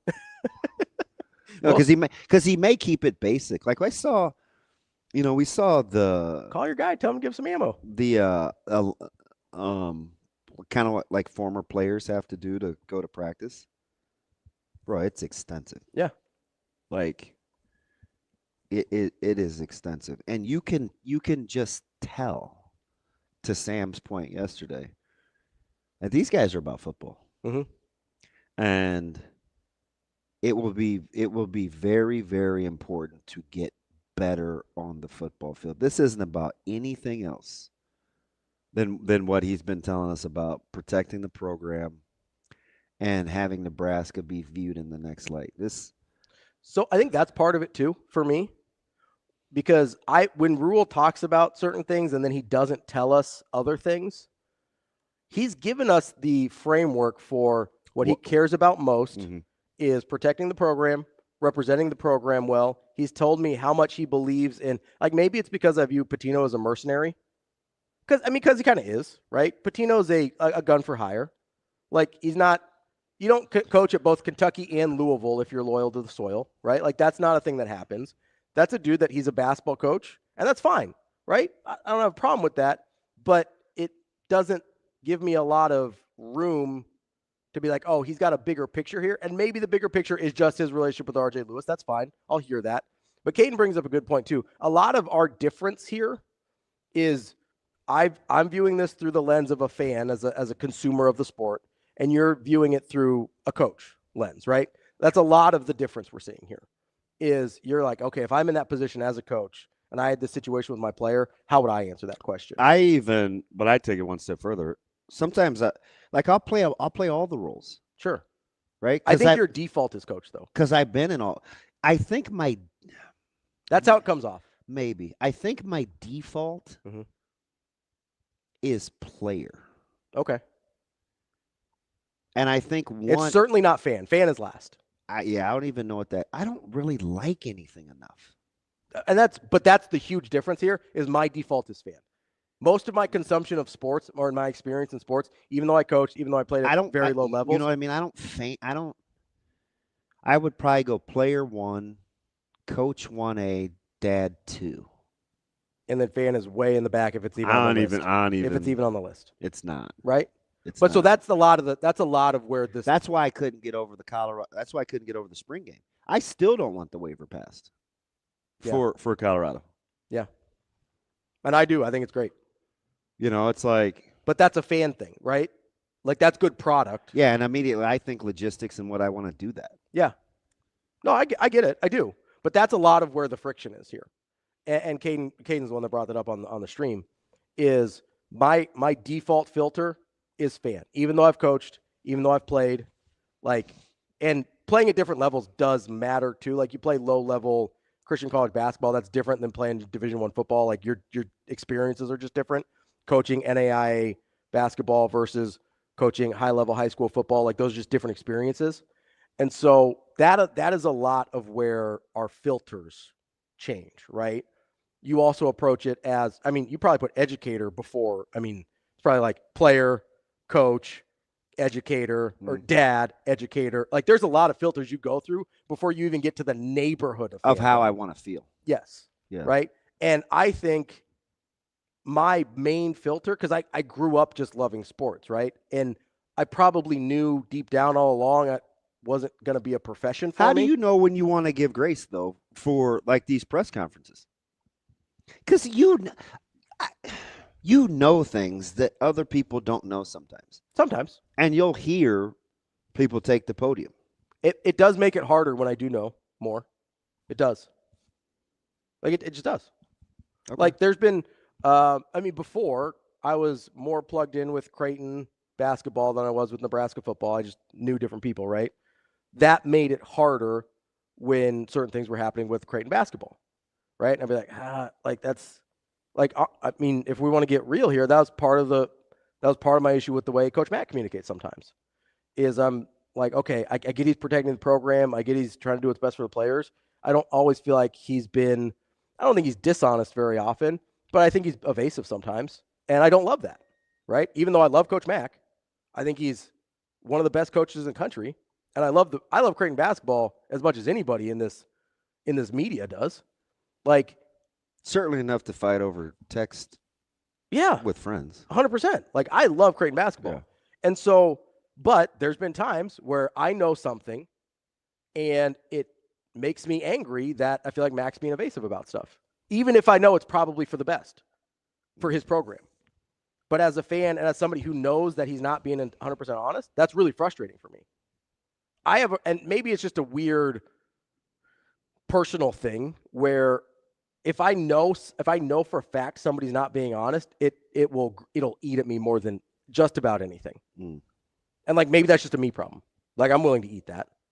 But if I have a filter of somebody like Rick Pitino who feels like he's not being honest, like I'm just not going to ride with that. Well, I'm telling, and we're doing this whole thing this last 35 minutes, and I get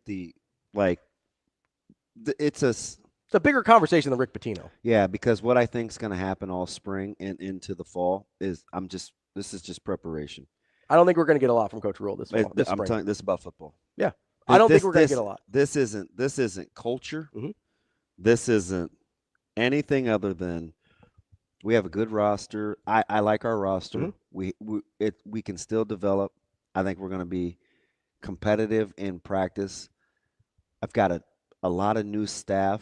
I just want to dial in. I don't want any extracurriculars. So part of the thing that and people are going to read into that as pressure. But you're talking about, I think, a staff that is going to embrace the fact that pressure is a privilege. Or people look like he's like shutting it down. And I think you'll start to hear it today. You've already heard it all off season. So like he's not part of this, and I think you're right. I agree with you. Part of this, I think, though, with Coach Rule is the context of the first 2 years matters too, right? He's given us every opportunity to handle a lot of information well. And we haven't always done that great. Yeah. Right? Like, is that fair? I just hope he's not discouraged, right? By that. But because sometimes I do feel like, and you kind of saw it, and it wasn't a great, I get it. It wasn't a great question, but you kind of saw that with the offseason national champions question. And there was some frustration there. And there's been a little bit of that where, hey, listen, I try not to get too high. I don't want to overhype things, or he told you all you needed to know about like winning close games. There's got to be. You said we're not good enough. Just got to play better. There's no curse. We're not good enough. Like we talk about a lot of things that aren't important, and I think that's what he's really trying to thinsulate. The guys from, because and so if he shuts it down, it's so accessible with the information they can receive. So if he shuts it down a little bit in the spring, that's different because he's given us 2 years to handle information well, and we haven't done that a lot. Yeah. Right? So, like, again, the context of what's happened really matters here. So if he starts to be evasive in the spring because he's just trying to keep things in-house, I have a better understanding of why that's happening, right? I have a history with Coach Rule the last 2 years of him telling us just about anything we could use or anything we could want to know, and us not dealing with that information in the best way a lot of times. Like, I can sit here and say, hey, he talked about his quarterback being in shape and the weight, and we couldn't shut up about it for 2 weeks. The royal we, not you and me. You know what I mean? Yeah. So there's and we parse through, okay, well, if he weighs 237, is that okay? Well, but no, 240 it's like is not okay. He tells you he has a GM that's going to handle contracts, and it frees up other guys to handle acquisitions, and Padden can do his thing. It's like, well, how much control does he have? Who's really in charge now? And I'm just thinking to myself, who you think's in charge? Oh, he's it's just preparation. Yeah. So if he becomes a little less forthcoming, I understand that because we've handled information poorly as a state for the last 2 years. Yeah. Right? Like and listen, I understand why we've handled information poorly for the last 2 years. I've defended the handling that information sometimes poorly over the last 2 years because we were coming off of a guy that didn't tell us the truth a lot. Right? So like they all kind of go together. And so I understand Coach Rule comes in, tells the truth. We don't handle it well. He wants to shut it down a little bit. I get that. But I also believe, because of the way he's acted and the body of work in the context, that the reason he's shutting it down is not because he's adversarial with the public or the media or the fans or anybody else. It's because, hey, he understands the only thing that's going to get this done is winning. Now, there's a ton of competitive battles that are going to go on, and he's going to get pressed. And it's going to be something else. Let's get to some categories when we come back. You got it. That's DB. I'm Ravi Lulla. More Hurrdat Sports Live.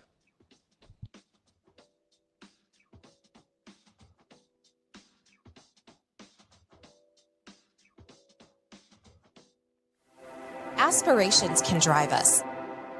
Sometimes a simple gesture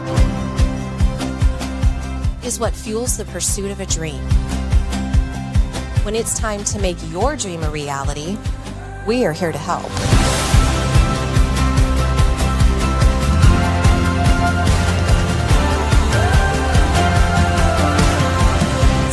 Federal Credit Union. We are where you are.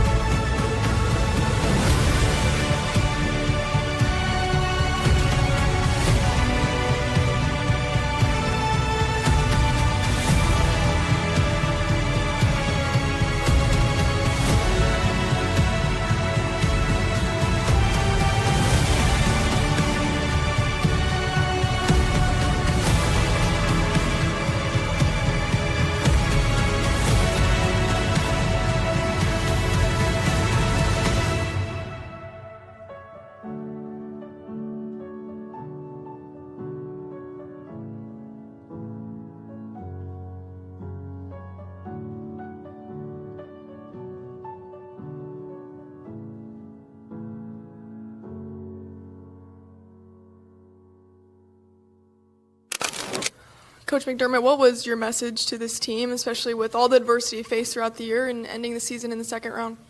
Just thank them for, their togetherness, their unity, the way they've been connected, especially when we got off to the rough start. It's the reason we were playing in this game today. Our leadership is incredible, from Sammy's selflessness to, Jemiah growing and becoming the player that he became, and the improvement from November till now is incredible for a one-year guy. And Steven and Kalk have just been rocks. They're everyday guys. Their teammates know what to expect from them. They leave it all out there all the time, and they really care about that name on the front of their jersey, and that's becoming harder and harder to accomplish in our sport with each passing day.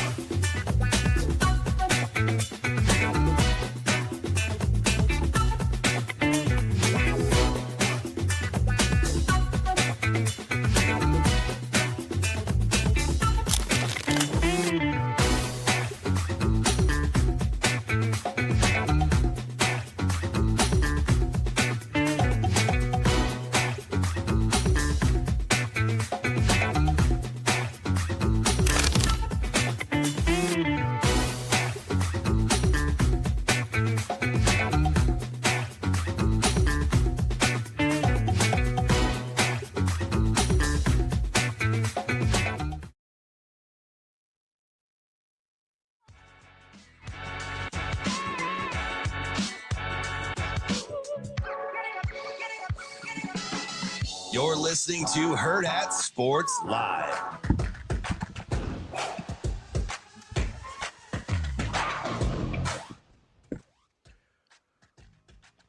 We're back here on Hurrdat Sports Live. That's DB. I'm Ravi Lulla here from Hurrdat Sports Bar and Grill, and reminding you, go check out our friends at Centris Federal Credit Union. Go centrisfcu.com and you can see the partnership they have with Green Path Financial Wellness. They provide free personalized financial counseling services to Centris members. And I always say, financial services don't mean anything without financial education. That's why Centris and Green Path have gotten together to help you out. Centris is federally insured by NCUA. Go check out their partnership with Green Path at centrisfcu.org. DB. What is going on? You want to get some categories? Yeah. We've taken our sweet time to get here this morning. That's okay, though. There's a lot going on. There's a lot going on. It'll come back. One of these days. You watch. We got plenty of time. Yep. So I want to start with our unquestioned starters.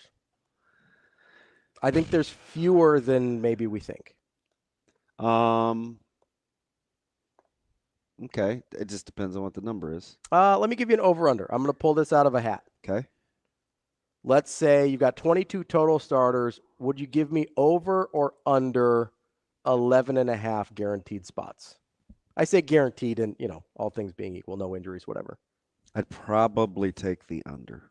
I would too. I think we have less than half of the known starter spots solidified, which seems like a lot of unknowns.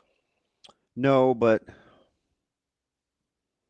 it's dicey as we get through it because, you could, for instance, like you could say Elijah Judy. Yeah. Seems like he should be a starter. I would imagine. But I wouldn't guarantee it. What about Riley Van Poppel? I would guarantee it. Okay, there's one. Anybody else on the defensive line you would guarantee?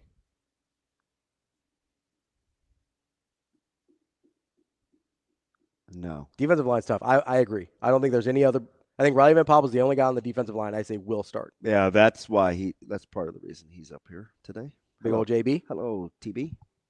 Oh, TB. Okay, Yeah. I didn't see which one you were pointing to. Yeah. So that's one. We have one on the defensive line. Let's move to linebackers.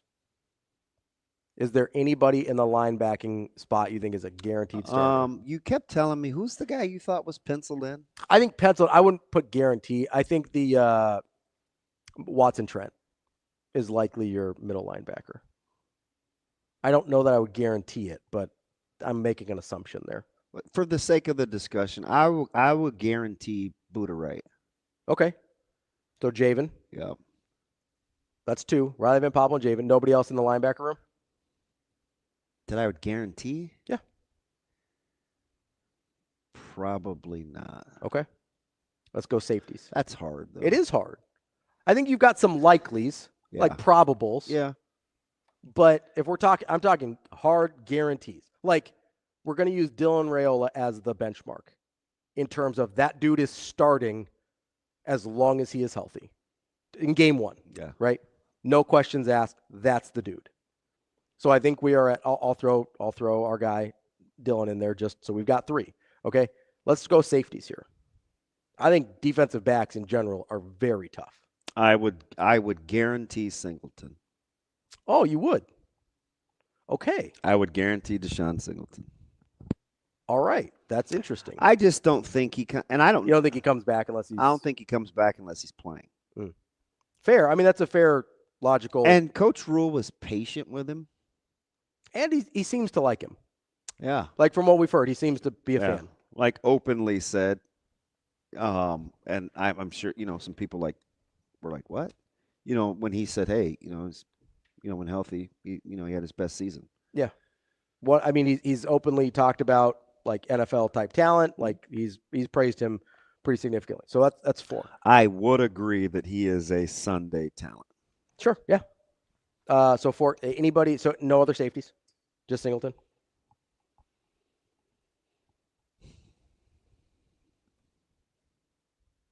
I mean, it's going to be hard to unseat Buford. You think Hartzog starts somewhere? Again, he's had such a good offseason. And I do think there is an affinity for how hard he plays. But he's sort of a tweener. But I do think it's not I shouldn't say that. This is weird because I always joke about this in the court. Strike the Buford thing from the record. Okay. Because that's gone. Because that's actually not true. Because a couple guys just got moved there that I think are there to give him a run. Yeah. Yeah. And I should know. You should know. Anywho, I want to say yes to Hartzog. So if you had told me anybody in the defensive back room, I think I would have gone Hartzog first. Put it to you like this. Yeah. I think they will find a starting place for Hartzog somewhere. I don't know if this is a hot take. It's probably lukewarm. Mm-hmm. I just don't know enough yet. But this is what makes it fun. I would be more apt to guarantee Hartzog over a guy like Sierra Wright. And I think for everybody, Sierra Wright is a given. For me, he is not. I think for most people, he is. If I had to pick one guy, one defensive back to guarantee you to start, I would have gone Hartzog. I'm not gonna. No, I'm not gonna say Hartzog. I would have gone Hartzog. Yeah, I would probably, and I know people are just gonna be mad about that, but I think Coach Rule likes what he's about, and I am willing to listen to my lack of objectivity with Hartzog. Sure. I just think from what we know, I think Coach Rule likes what he's about. The secondary is that's all I would guarantee. All right, so Singleton and Hartzog. All right, so we're at 5 on the defensive side of the ball. Yeah. So we're trending and we're on 4 on the defensive side of the ball plus Rayola, so we're trending under. So let's go offensive line. Lutovsky. You think Lutovsky's a guarantee? I think so. Spindler? He played at a high level. I just don't know if you move sides. Lutovsky's pretty good last year. Same pro. If you're a PFF guy, same as Spindler. Yeah. You think they both start? Guarantee? I'm not guaranteeing Spindler. Okay. See, I would guarantee Spindler over Lutovsky. I would guarantee Evans over Spindler as well? Yeah. So you're taking Lutovsky and Evans. Yep. I will also guarantee Evans. So we're both at 2 offensive linemen. You can you can take Spindler. I am. I'm taking Spindler instead of Lutovsky, but I'm also taking Evans. So we're at 2. So we're at 2 total on the offensive line, but different 2. Anybody? Are you taking Gunner? No. Elijah Pritchett? No. Although you hope so. I just can't get. You need him to, but it's not a guarantee. Yeah. Those are the only ones I would think that are guaranteed. That would even be in a discussion for guarantees on the offensive line. Wide receiver, I've got Dane Key. Dane Key's going to start. I'll take Key as well. Anybody else? Barney. I would also take Barney. I think those are the only 2 I'm guaranteeing starter as for wide receivers. I would agree. Tight ends. Harburg. Okay. You think guarantee starter tight end? Well, it's him or Lindemeyer, so take one. Yeah, I think it could be either, so I'm not taking either in terms of guaranteed starter. Because I lean Lindemeyer, but I could see it being Harburg. Okay. So I'm not guaranteeing tight end because I think it could be either one. And it depends on what sets you're going to use. If you're using 2 tight end, 1 tight end, so I'm not guaranteeing tight end. I actually will entertain that. I thought Lindemeyer played really well. And I'm a huge fan. I know you're a big Lindemeyer guy. I think Harburg might be used more like a Kyle Juszczyk. Kind of they move him around a little bit. So I don't really know what I'll listen to to do with him. But he's everywhere. Play. He's going to play. He's a starter. He's going to play starter level snaps. I just don't know what that looks like necessarily. I got to put him in. Okay. So you're putting Harburg in. Yeah. We still at the same number. You taking one guy, I'm taking the other. Well, I'm not taking a tight end because I don't know which it's going to be. Okay. So I'm passing on tight end. So I'm at 9, you're at 10. That leaves running back. Are you guaranteeing Emmett Johnson?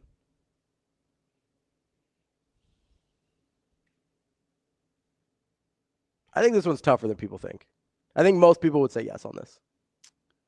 Sam said yes on this one. This was one of the examples he gave when he was talking about unquestioned starters. I'm going to overthink it. It's probably a yes. But it's probably a yes. But I don't know. There's a part of me that I think that room is going to be highly competitive, and I think it's open to a lot. But RB2 will be more competitive than must RB1. Watch. You think?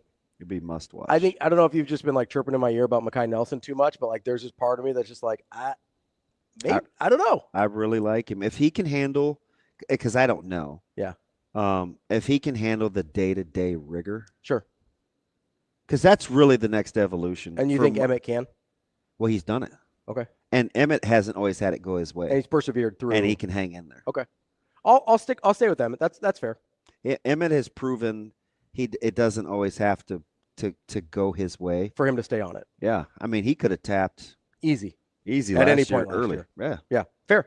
So I'll give Emmett. So you're at 11, I'm at 10. So we're both under the 11.5. Yeah. And I'm willing to there's going to be a ton of debates, but the word was guarantee. Yeah, so we're talking about, and here's where I think it's really interesting, and we'll get to Schaefer here in just a minute. But here's where I think it's really interesting. We're talking minimum 3 offensive line spots open. Yeah. Minimum 2, maybe 3 defensive line, depending on how many down linemen they play. So one of the things you have to think about is whether it's a McCullough, a Shavers, McGahee. Like there's some guys, and they can't all. Cam Lenhard. They're gonna. So there's Elijah Judy. There's Keona Davis, Judy. my favorite. So they got 3 for 2 on the edges between Williams and Winari. Wouldn't guarantee it. I'm not guaranteeing. I'm just saying he's in the mix, right? Yeah. Like he's in that mix of because I think the one that's going to get the most pushback because he's really, really good is Shavers. Why wouldn't I guarantee Shavers? And I probably should. I love Shavers. I mean, he's one of my favorite guys. It's highly competitive. Yeah. And so for him, the next level is the day-to-day. Can I do the same thing within the same context of confines of this defense? Because I just get the sense, and I've watched a ton of him now. That I spent most of the offseason. Braden? Butler. Butler, okay. Studying. Which side is which? Oh. So Butler's I on thought my they were left, reversed. and I thought they were reversed. And TB's on my right. Yeah. I think they're going to be creative. I think they're going to be aggressive. And I think it's going to be kind of nuanced. It's not going to be as base situationally straightforward as it was a year ago. So that matters. I think we're going to see a lot of rotation in that group. Shoot, if they could play a ton of guys, that'd be incredible. I mean, we just named, 7, 8 guys? Yeah. In that spot? The second level is fascinating. And you feel like all of those guys could play? Yeah, second level is fascinating. That's DB. I'm Ravi Lulla. We'll be back with Mike Schaefer, Husker 24/7, coming up next. We will be back.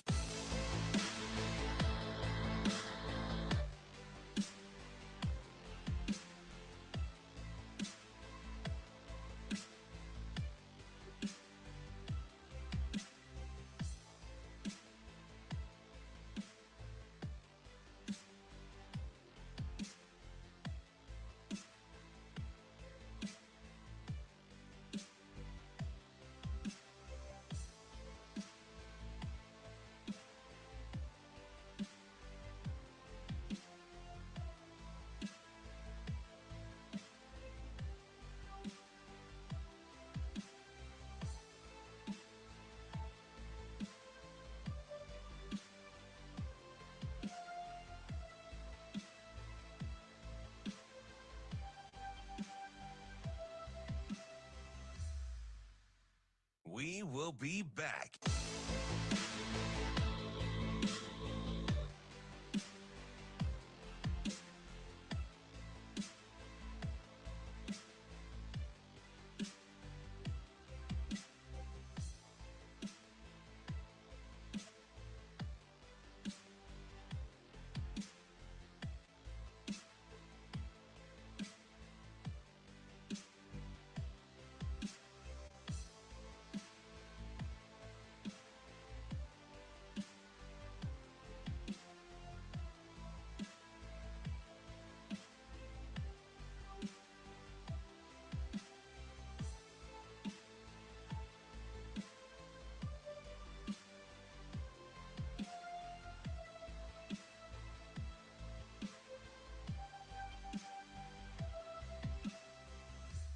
We will be back.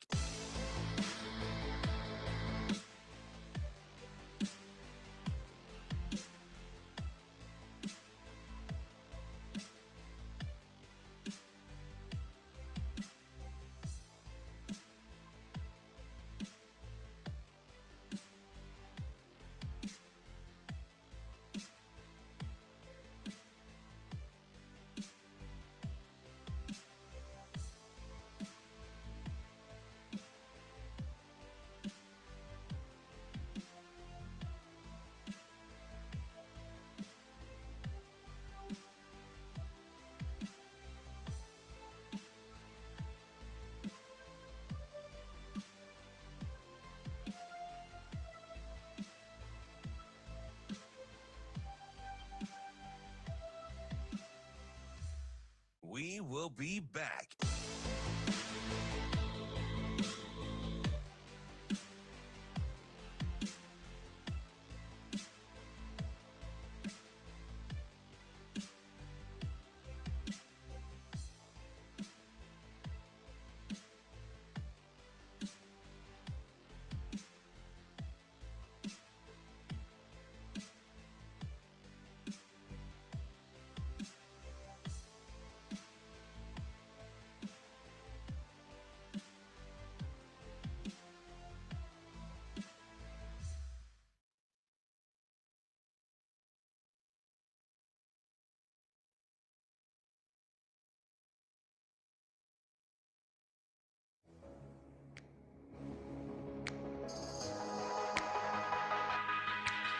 Welcome to Hurrdat Sports Live.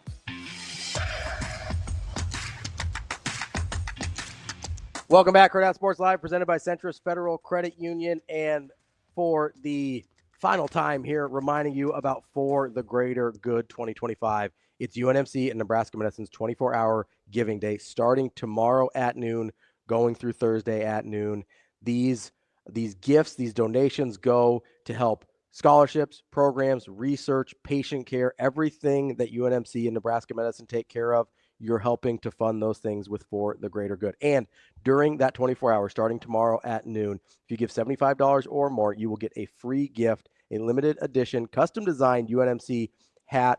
DB and I both got them. They're terrific. Make sure you get to the website, greatergoodgivingday.org. That's greatergoodgivingday.org to be a part of this fantastic cause. DB? Yes, sir. I think it's time to bring in our friend. Mike J. Schaefer, Husker 24/7. Dave, what's going on, buddy? Oh, not a ton. First media availability of the spring, so excited about that. It had been a long enough, sort of boring enough period that I've talked myself into being excited about spring football. So that's where we are here on March 25th. Yeah, that's what I got for you. So two quick back-to-back things off of the level of excitement. First blush, we're not going to hold you to it. Of the 22, how many starters would you guarantee? Do you think you could? Over 11. Let's just say some names. Let's just do it that way. Okay. So Dylan, I feel pretty good about Dylan. I feel pretty good about Emmett. I feel pretty good about Dane Key and Isaiah Hunter. So I'm going to stop there. I could not name the starting tight end. I think it'll probably be like Lindenmeyer, but I think they're going to do a lot at that position, so I'm just going to stay away from it.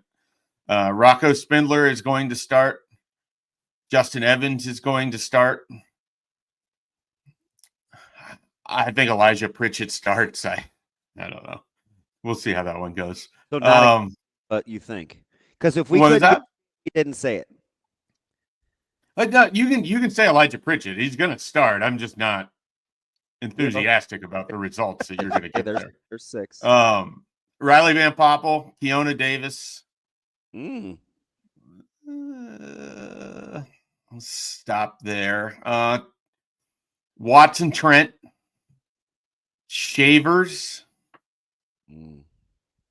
And I don't know. The secondary is just nothing you feel comfortable guaranteeing. Well, because Deshaun Singleton didn't come back to not start, but is Deshaun Singleton going to play safety? Is Deshaun Singleton just going to be a jack of all trades? I don't. And Sierra Wright. Let's say that. Okay, that's where I'm good with what I said there. There might be one or two that's off of that, but I don't feel good enough about anyone I passed over to mention them. This is funny. You had 12, I had 11, and you have 2 that I didn't have. I had 10, and you had a couple I didn't have. Yeah. Okay, so who did I throw in there? Did Keona Davis? I did not say Keona Davis. We didn't say you made a noise there. There was a noise. I did not say Hunter. He said Isaiah Hunter at wide receiver. Yep, didn't say that. Okay. And wide receiver is going to be. But in place of Hunter, I said Barney. Yeah, so did I. Yeah, I kind of went back and forth on that. They're going to play Barney. We have the same number of receivers, but just different. You didn't say Rocco. You said Latovsky. Yep. Neither one of us said Pritchett. Nope. But I do like. If I was Do you know what a disaster it's going to be if Elijah Okay, Pritchett can't be a I starter? did exactly what you did, Schaefer. Exactly. I said he should. I said all of it, but I said, well, we did say guarantee, Yeah. so I didn't. Yeah. So I didn't do it, but I did exactly what you did, almost to a T. You just went with it. I could have. It would be hard for me Really, to acknowledge the resources utilized if he is not ultimately going to start. Yeah. Totally fair. Neither of us said Shavers, and I'm not totally sure why. Because there's McCullough, there's There's just a Shavers, lot of there's guys. McGahee, Yeah, I'd stay away from the jack position because I think they've got a lot of people because there. it's very flexible. Right. I said Shavers because whether or not he's a starter, he's going to play a lot, and I just felt comfortable saying that. And I think he's a guy they like a lot. Yeah, I would imagine he's more apt to be able to play inside-ish than a guy like McCullough. McCullough, I think, edge. Needs to be on the edge. Yeah. Yeah, I agree with that. So in my head, Shavers it's more of an insight, but it's also what does that look like with Watson Trent? You have Watson Trent, you have Shavers, and you have Buddha. Yeah, Buddha Wright. You said right. That was one that you didn't have. They've got some options. And then you said Sierra Wright. Neither of us said Sierra Wright. So with Shavers, I wrote about this for yesterday. I was trying to project 3 players returning that we're going to hear a lot about from the coaches and we're going to talk a lot about.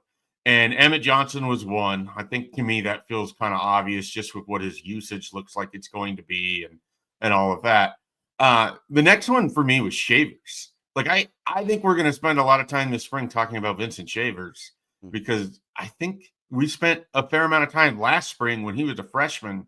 I think they really like him. And it feels like he is a big arrow up guy for me in this program.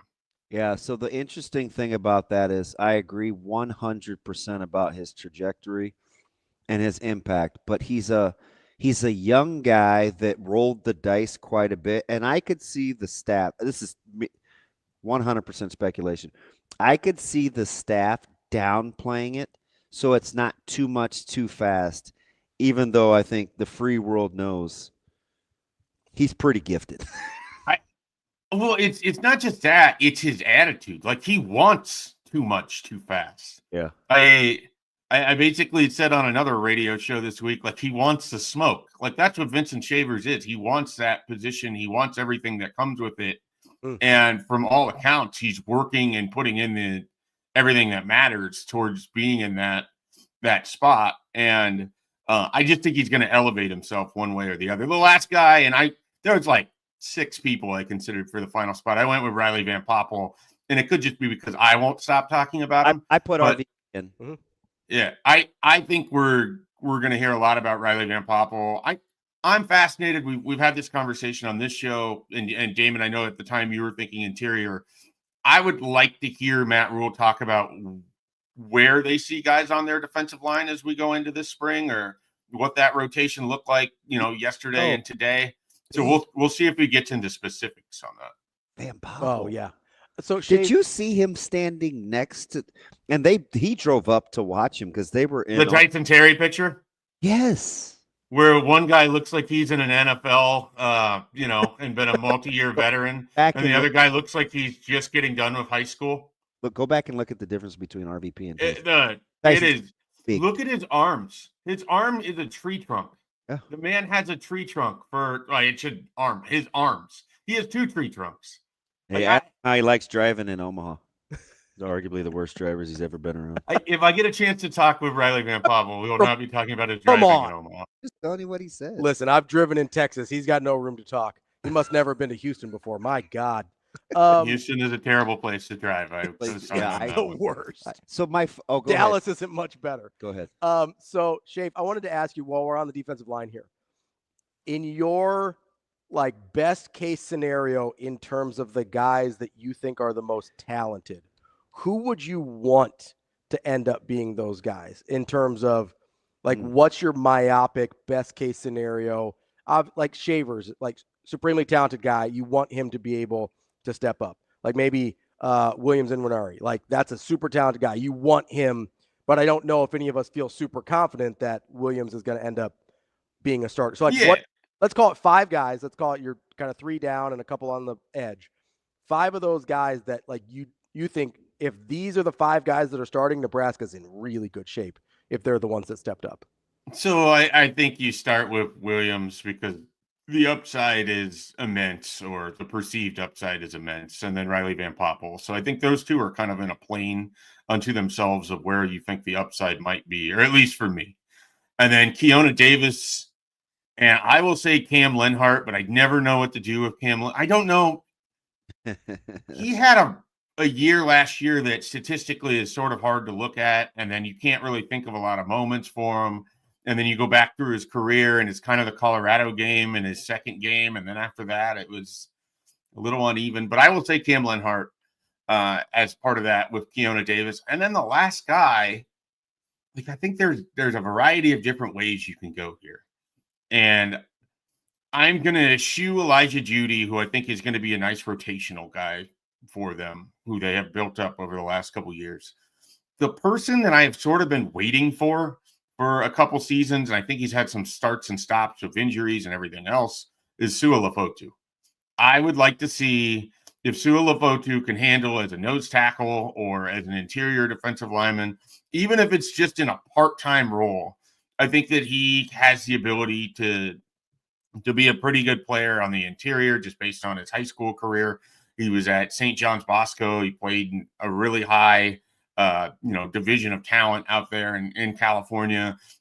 Again, I don't know that he's going to be ever giving you the snaps that a Nash Hutmaker did, but could he be someone that comes in on a third and like he becomes a short yardage guy or something of that nature? Like Sua Lefotu, I think there's more there than maybe what gets discussed. He just hasn't been healthy. And he wasn't super healthy at the end of high school either. And then now you get a little concerned because that just seems to be the rap on a guy. Yeah. So I wanted to, like, my follow-up to the kind of the indecisiveness, because we don't really know. Mm-hmm. And you said you talked yourself into the level of excitement for spring. Don't you assume, though, this is going to be highly competitive because this is the best roster that he's had. So that part is exciting.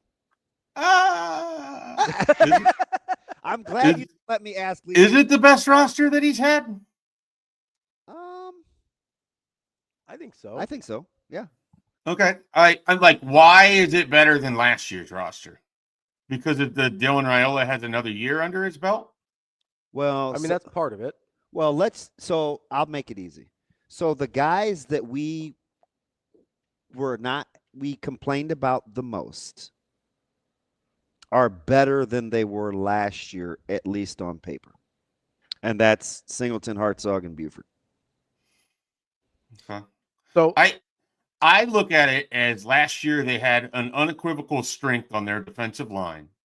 And they had a guy who emerged in John Butler that maybe you wouldn't have known what he was going to be. It's deeper than last year without question. Yeah, I can understand that. I just don't know defensively what is the strength of this defense going to be? Because the defensive backs are a question mark. I'm going to guess flexibility. And I don't know well, if that's and that's a tough thing to have as your strength, I think right? Going to be able to be versatile. Yeah. So, and then where do you think the pass rush is going to come from? How are they going to create that? They'll generate it. I think Butler's a pressure guy. So they're going to have to blitz, and then they're going to have to be able to get home.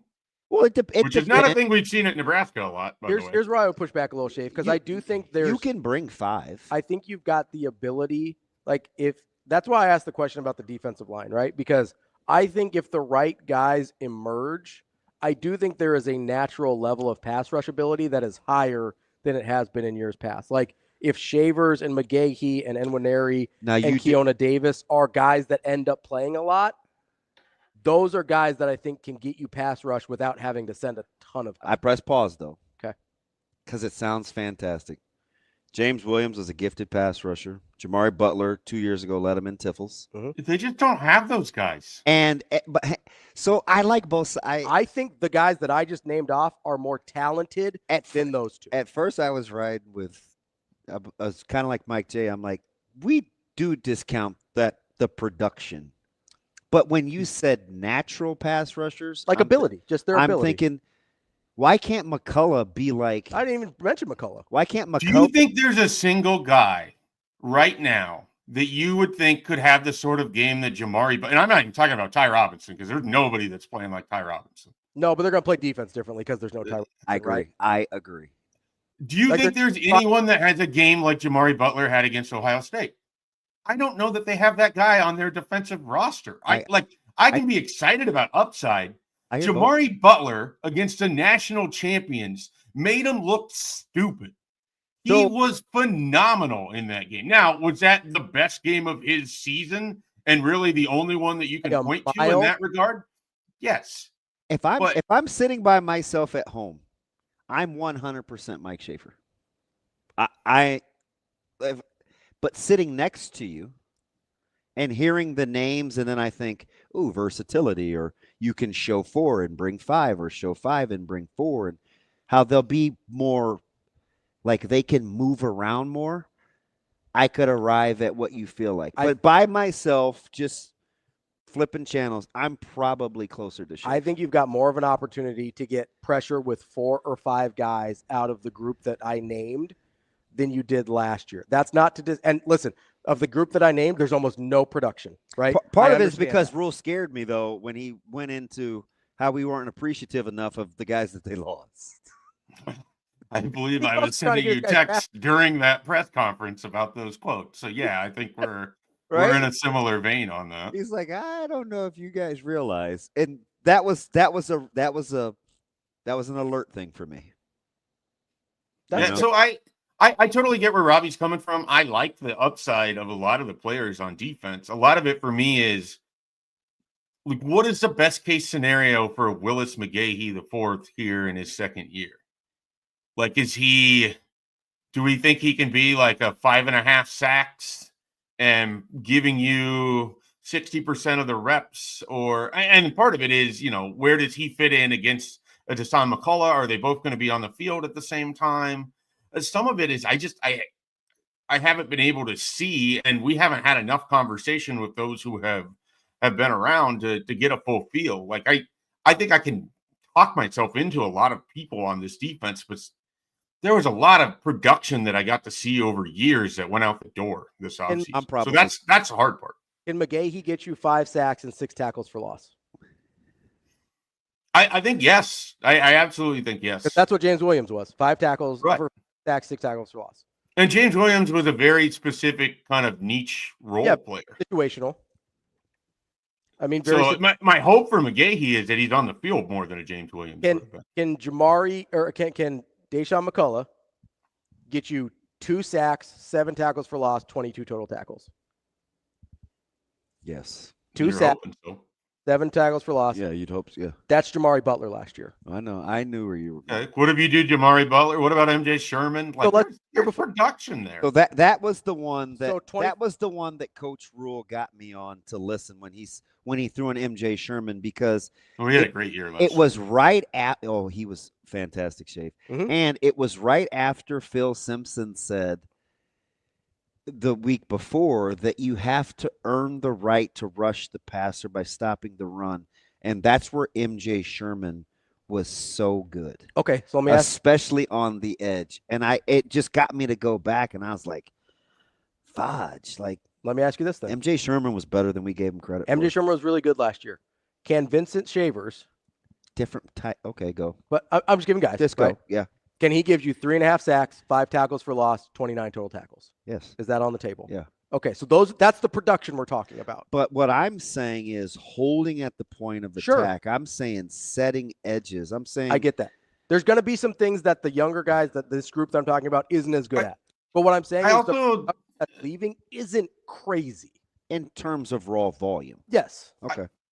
I also think when we diminish Jamari Butler just to base numbers, like, he was better in 2023 than he was in 24. It was 5.5 sacks, 9 tackles for loss, 34 tackles. MJ Sherman was. That's a good pull, Schaefer. He was really good. Are those numbers? Is 5.5, 9, and 34? Are those on the table for Deshaun McCullough? I mean, you'd hope so. right? So like I get that there's other things. It's not that linear. No, though. I know, but we were specifically talking about pass rush and kind of being disruptive. I got you. Because my favorite thing in all of this, and I hate to go all wet blanket, my favorite thing about this spring is the same thing it was about this offseason. Because of my affinity for Coach Rule in his leadership, like coaching coaches, this is on paper, this is a pretty talented staff. I want to see him work that this spring, just the interactions, the teaching. Because what do they all talk about? They all talk about teaching and development. At some point in their press conferences, they all talked about teaching and development, and I'm like, fudge. That's what I want to see work, because that's what I'm most impressed with him as a person, is just the leadership and teaching. And I think that's going to be as competitive as anything because of the staff that he put together. Is that are you vibing with that, Schaefer, or am I just I think in general, like, as skeptical as I am of who's going to emerge on the defense, so one thing I feel the most confident about a Matt Rule team is that the defense is going to be no worse than solid. I mean, he's always had, and particularly along the defensive line, even when he's had to reload, he finds guys that step in and at a high level and can replace. And so between having a new defensive coordinator, but also bringing back Phil Snow, and now Phil Simpson's involved, another year for Rob Dvorak. You have another defensive coordinator on staff as a defensive backs coach, and Addison Williams. You have a guy who is involved in the Kansas City Chiefs. Like, that defensive staff, I think there's a lot of reason to be excited about that group and what they can pull out of these players.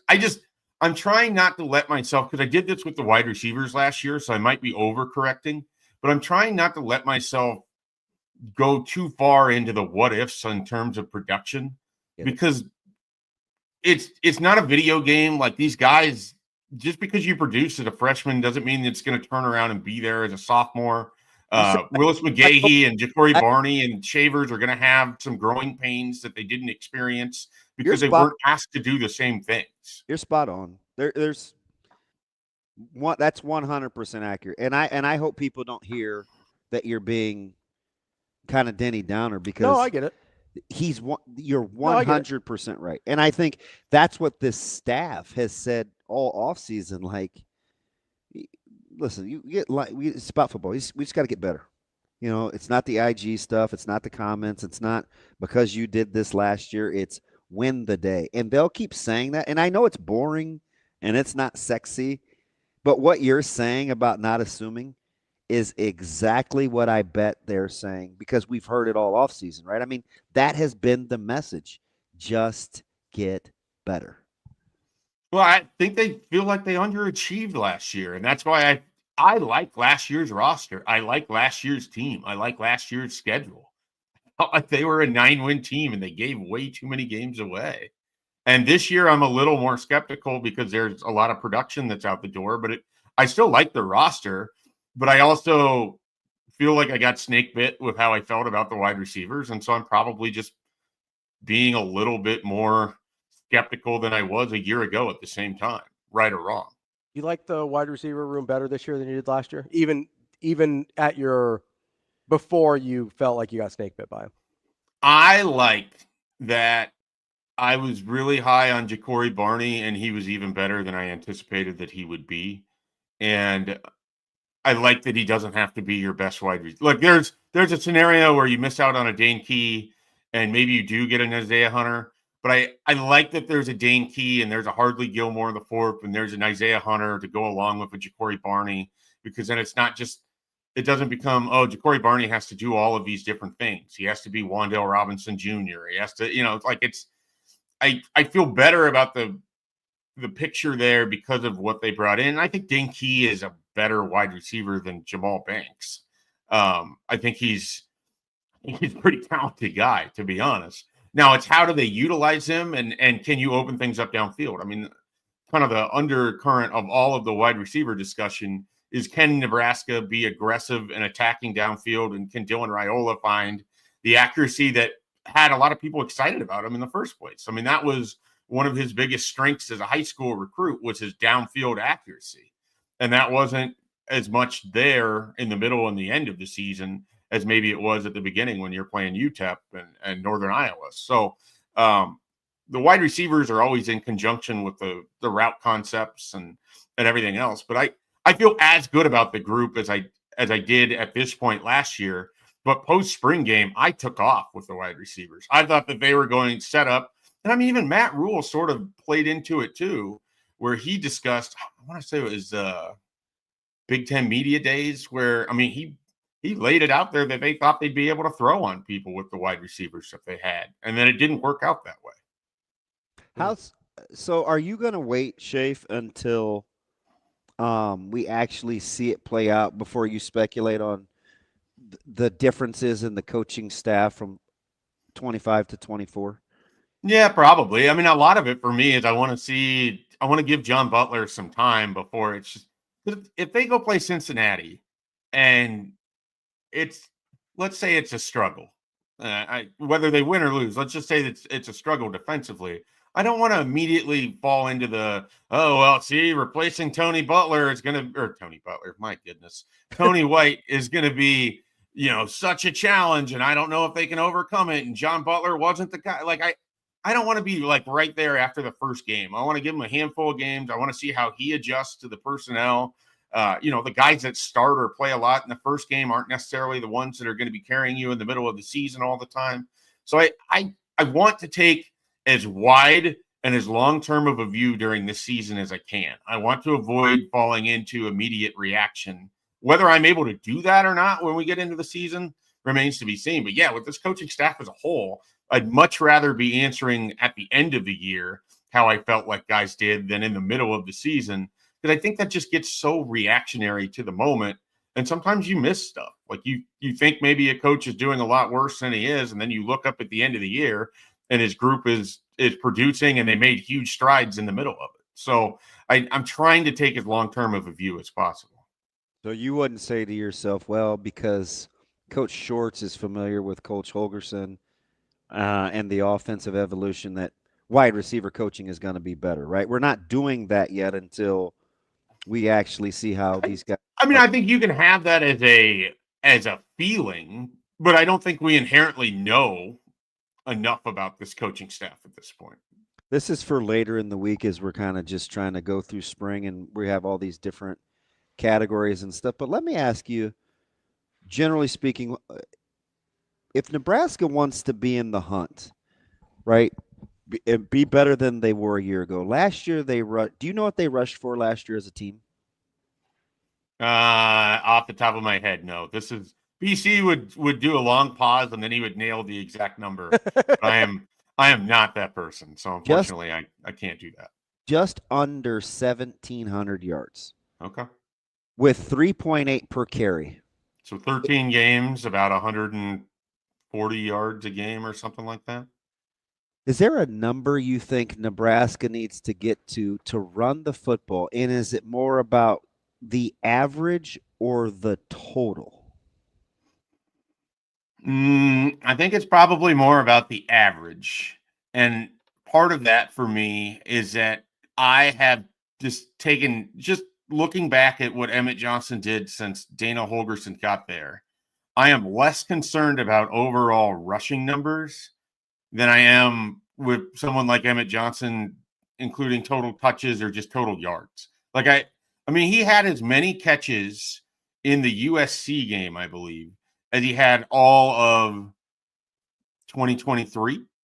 And so whether he's catching the ball out of the backfield or running it, I think they're going to get more value out of their running backs in 2025 than they did in 2024. And so I don't want to get locked in on I'm worried about total rushing numbers. So that's why I say average, because if they can average a healthy clip, but you're still able to get yards through the backfield and passing out of the backfield with Emmett Johnson or whoever emerges behind him, I think that can help with your overall run game too. I think that can help you down the field. I think those things can work in conjunction. If Emmett Johnson's dangerous in short yardage passing, that's going to allow Dane Key and other guys to work their way down the field and get better matchups because you have to worry about Emmett Johnson in the short area out of the backfield. I I think there's a lot to be excited about in terms of the passing game to the running backs in a way that can help carry their overall numbers or how you feel about it. Even if they don't run for substantially more yards in 13 games, let's say they run for 1,900 yards, but Emmett Johnson has 450 yards receiving. More than one rushing touchdown. Yeah, I mean, it's just I think there's a lot of ways to skin the cat, and I'm trying to be very open at running back. I'm trying to be very un-Mike Schaefer for the last decade at running back. It's a spring hope, spring's eternal. It's a season of change, and I'm trying to be a different person. You know what, though? You let yourself off the hook. Was it about a month ago when we finally got to the bottom of it, and you made it about the history and the lore of the position. And I was like, yep, I just dropped the mic on that one. Because I would give you a hard time about both you guys. But when you phrased it like that in terms of the expectation level and stuff, I was like, oh, okay, I get it. Right. I mean, yeah. That made your own when you're your own benchmark. Yeah. And I was like the running back in Nebraska, it's a different benchmark than generally. Yeah, like you got to rush for more than 22 touchdowns. Yeah.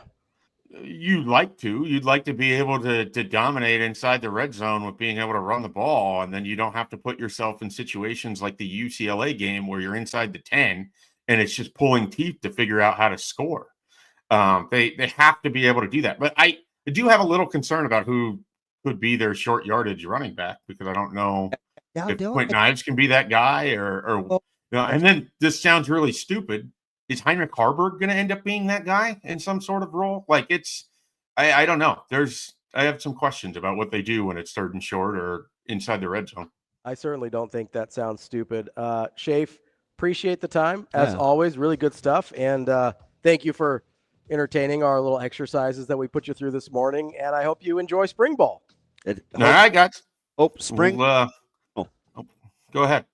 All right, buddy. I didn't mean to cut you off. All right, see you. That's Mike J. Schaefer, Husker 24/7. Can I ask you something real quick, DB? Yeah. If I gave you running backs, your top 3 running backs, yards per carry, 5.1, 4.8, 4.3 for your top 3 backs, would you take that? No. You want more than that? Yeah. Okay. Because that's what they were last year. Yeah, they got to be better. All right. I'll take the 5.1. Need better than a 4.3 for the other ones? Yep. That's DB. I'm Ravi. Lulla. More Hurrdat Sports Live coming up next.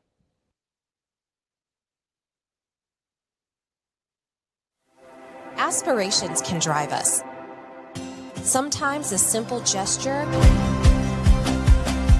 is what fuels the pursuit of a dream. When it's time to make your dream a reality, we are here to help.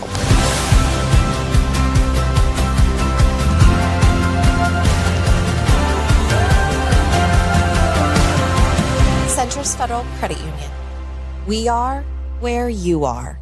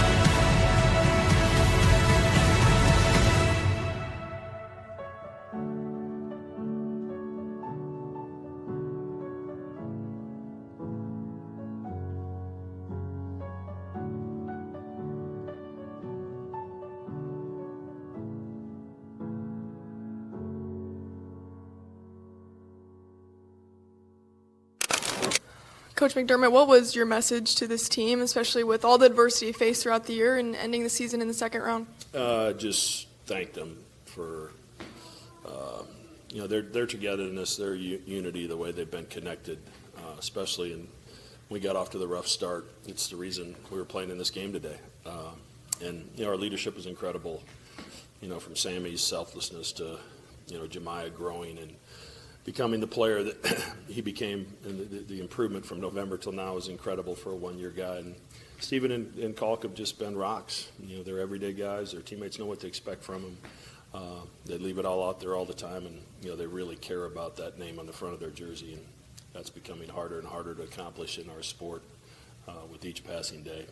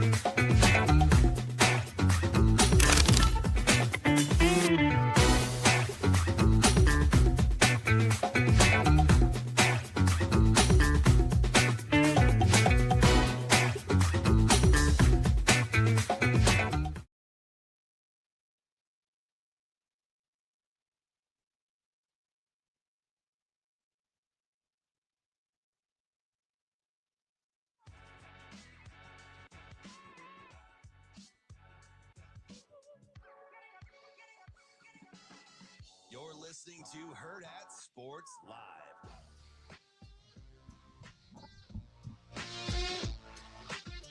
We're back here on Hurrdat Sports Live. That's DB. I'm Ravi. Lulla here at Hurrdat Sports Bar and Grill, where every Tuesday you can get a free kids meal with the purchase of an adult entree. Guess what day it is, DB?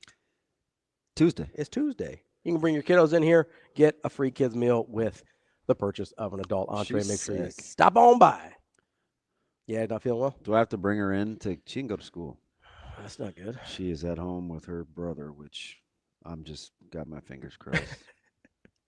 They have ACTs testing at school, so they're not in school. Yeah. I was say he's not taken yet, is he? No. They got JV track today. So he's a freshman still? Yeah. I get confused, I know, me too. He's been there forever. Well, I also feel like, okay, especially I don't think about I don't think about him as a student. I'm like, oh, he played freshman football already. He must be a sophomore. Yeah. You know what I mean? No, I'm with you. That like that's a real thing, Like as soon as November hit, I was like, all right, Mike is a sophomore now. He's at Papio South for track, but Zoe is not feeling good at home with a 14-year-old. Be all right. Fingers crossed.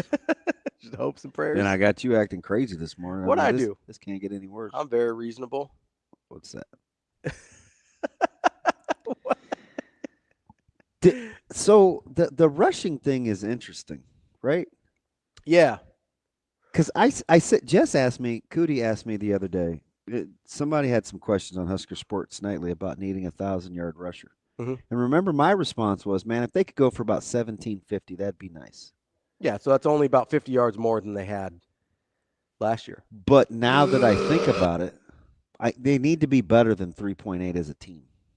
Yes. And the 22 rushing touchdowns is low. Yeah, so you probably need that number to be mid-30s. Yes, I would think. Yeah, I like to feel pretty good. So they're 3.9 as a team. Obviously, some of that is, although not a ton, is negative yardage there. You've only the average is the average. I mean, it counts. Yeah, right. No, yeah. I know. But I'm talking about like quarterback negative yardage. Like Dylan's only got negative 65 yards total. Yeah. So off of that total, we're not talking about a crazy number there. It's not like, some of these guys take a couple hundred yards of negative. Like that wasn't the case. So I just wanted to kind of dispel that part of it. But, I asked you I asked you as we were going to break there, if you would take 5'1", 4'8", 4'3" as your top 3 rusher yards per carry. And you unequivocally, very quickly said no. No.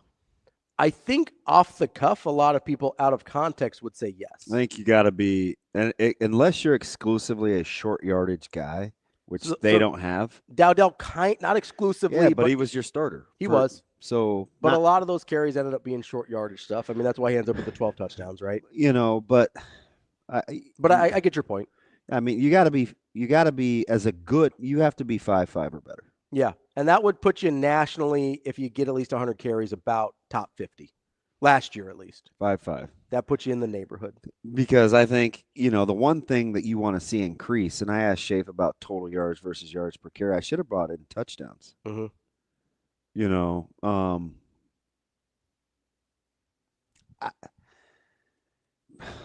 You need rushing touchdowns. Right? Kyle asked a good question, right? He says, were the red zone issues more line or running backs? Listen, it's a great question. It's tough. It's a great question. It's tough. Anecdotally, because I know how I felt real time, but I'm also in the booth. Mm-hmm. I felt like it was a running back issue. Okay. Especially early. Yeah. Missed a lot of holes. But I'd have to go kind of game by game. But anecdotally, shorthand, I think it was more RBs. And I think Coach Holgerson kind of said the same when he got here too, right? Like, you got to make some of these guys miss a little bit, or kind of missed a hole, or we got in and out, or we got busy. So I think the continuity of doing the same kinds of plays over and over again will let you know, hey, Mike's going to play over the top. Hey, front side safety, that's the guy I'm accountable for as the back. It won't be as much guesswork, right? You'll just know. Hey, free defender's probably going to be the boundary corner here. Got to make that guy miss, or whatever. Like, the more you do it, the more you'll know. Yeah, I'm trying to see where 35 rushing touchdowns would get us in terms of nationally, because I like to see sort of contextually, when we're throwing you need low 30s. Yeah, like it's out there. I looked at it once last year when I figured out that Michigan had 40 some odd rushing touchdowns and only had like 15 yards per carry or 15 yards a game more than Nebraska. Yeah. But 20 some odd more rushing touchdowns. Yeah. And so, because I do like to kind of put in context when we're throwing these numbers out there, what exactly we're talking about in terms of what's realistic, right, for achievability. That's where I go, hey, being a top 50 running back at 5.5 yards a carry isn't a huge ask, right? Like, that's a reasonable thing to ask from a running back, is to be top 50 in the country if you're Nebraska and you're kind of focused on running the football. Being at 5'1", which is what EJ was at last year, puts you around 100. Probably need to be better than that. Like, that's probably need to be better than that. For teams that, like, let's say, what was Nebraska rushing a game? 140? It's right at 130, I believe. So in that ballpark, and I've got to go way to. Do you want touchdowns or yards per game? I want touchdowns first. I want to see. Okay, so Jacksonville State led the country in rushing touchdowns. Army was second. Notre Dame was third. Do you know how many rushing, or what Notre Dame rushed for as a team? As a team. Touchdowns? Rushed for as a team per rush. 5'2". 5'6". Army was 5'5". Boise was 6 per. Bama, who had 41 rushing touchdowns, was only 4.6 per carry. So when you look at, like, rushing yards per game, and you want to go to,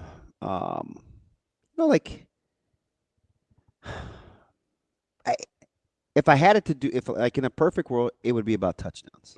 Then I think I would go yards per carry. Then I think I would go total yards.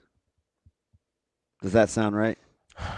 I think touchdowns, I agree with touchdowns for sure, because I do think that's a big issue with the red zone scoring, is if you're getting consistent rushing touchdowns, then I'm going to assume your red zone scoring has been fixed mostly. Yeah. Okay.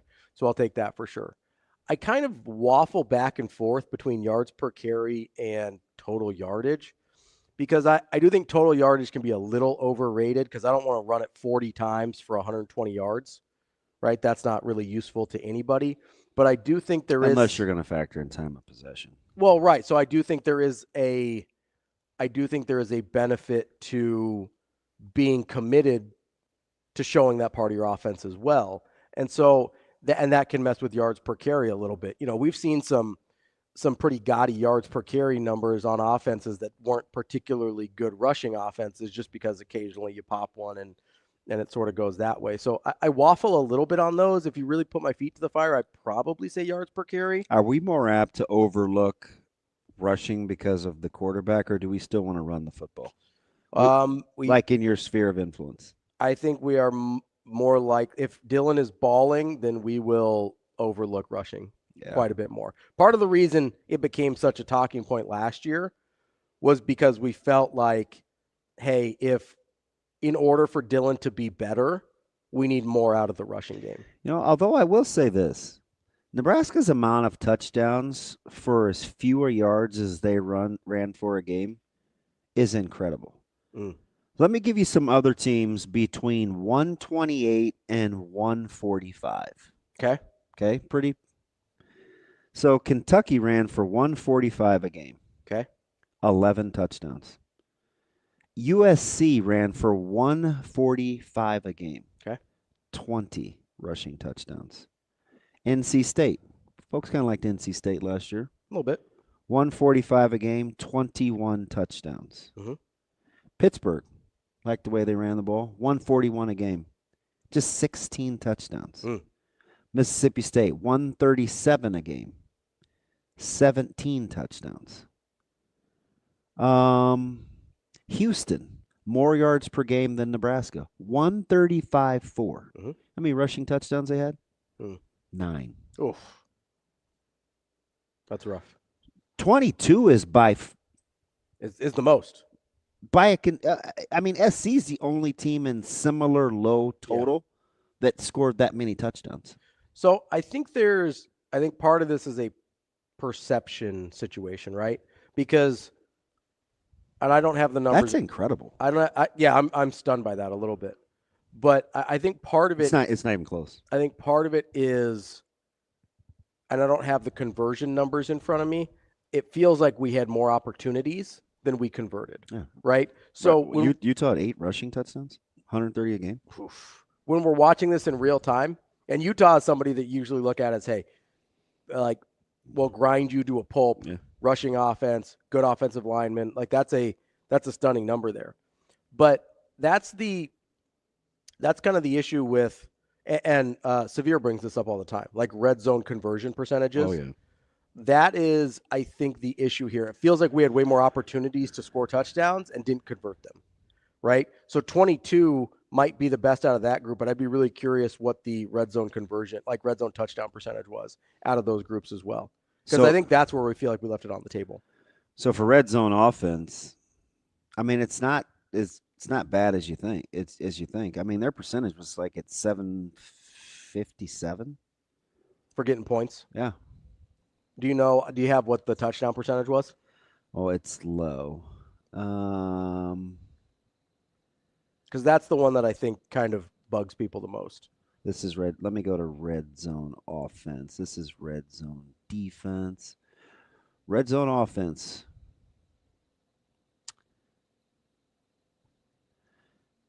Oh, boy. Wow. What page is Nebraska going to be on? It's certainly not the first one. I'm going to fast forward to the third page. Yeah. 117. Oof. 117. In red zone touchdowns. 9 red zone passing touchdowns.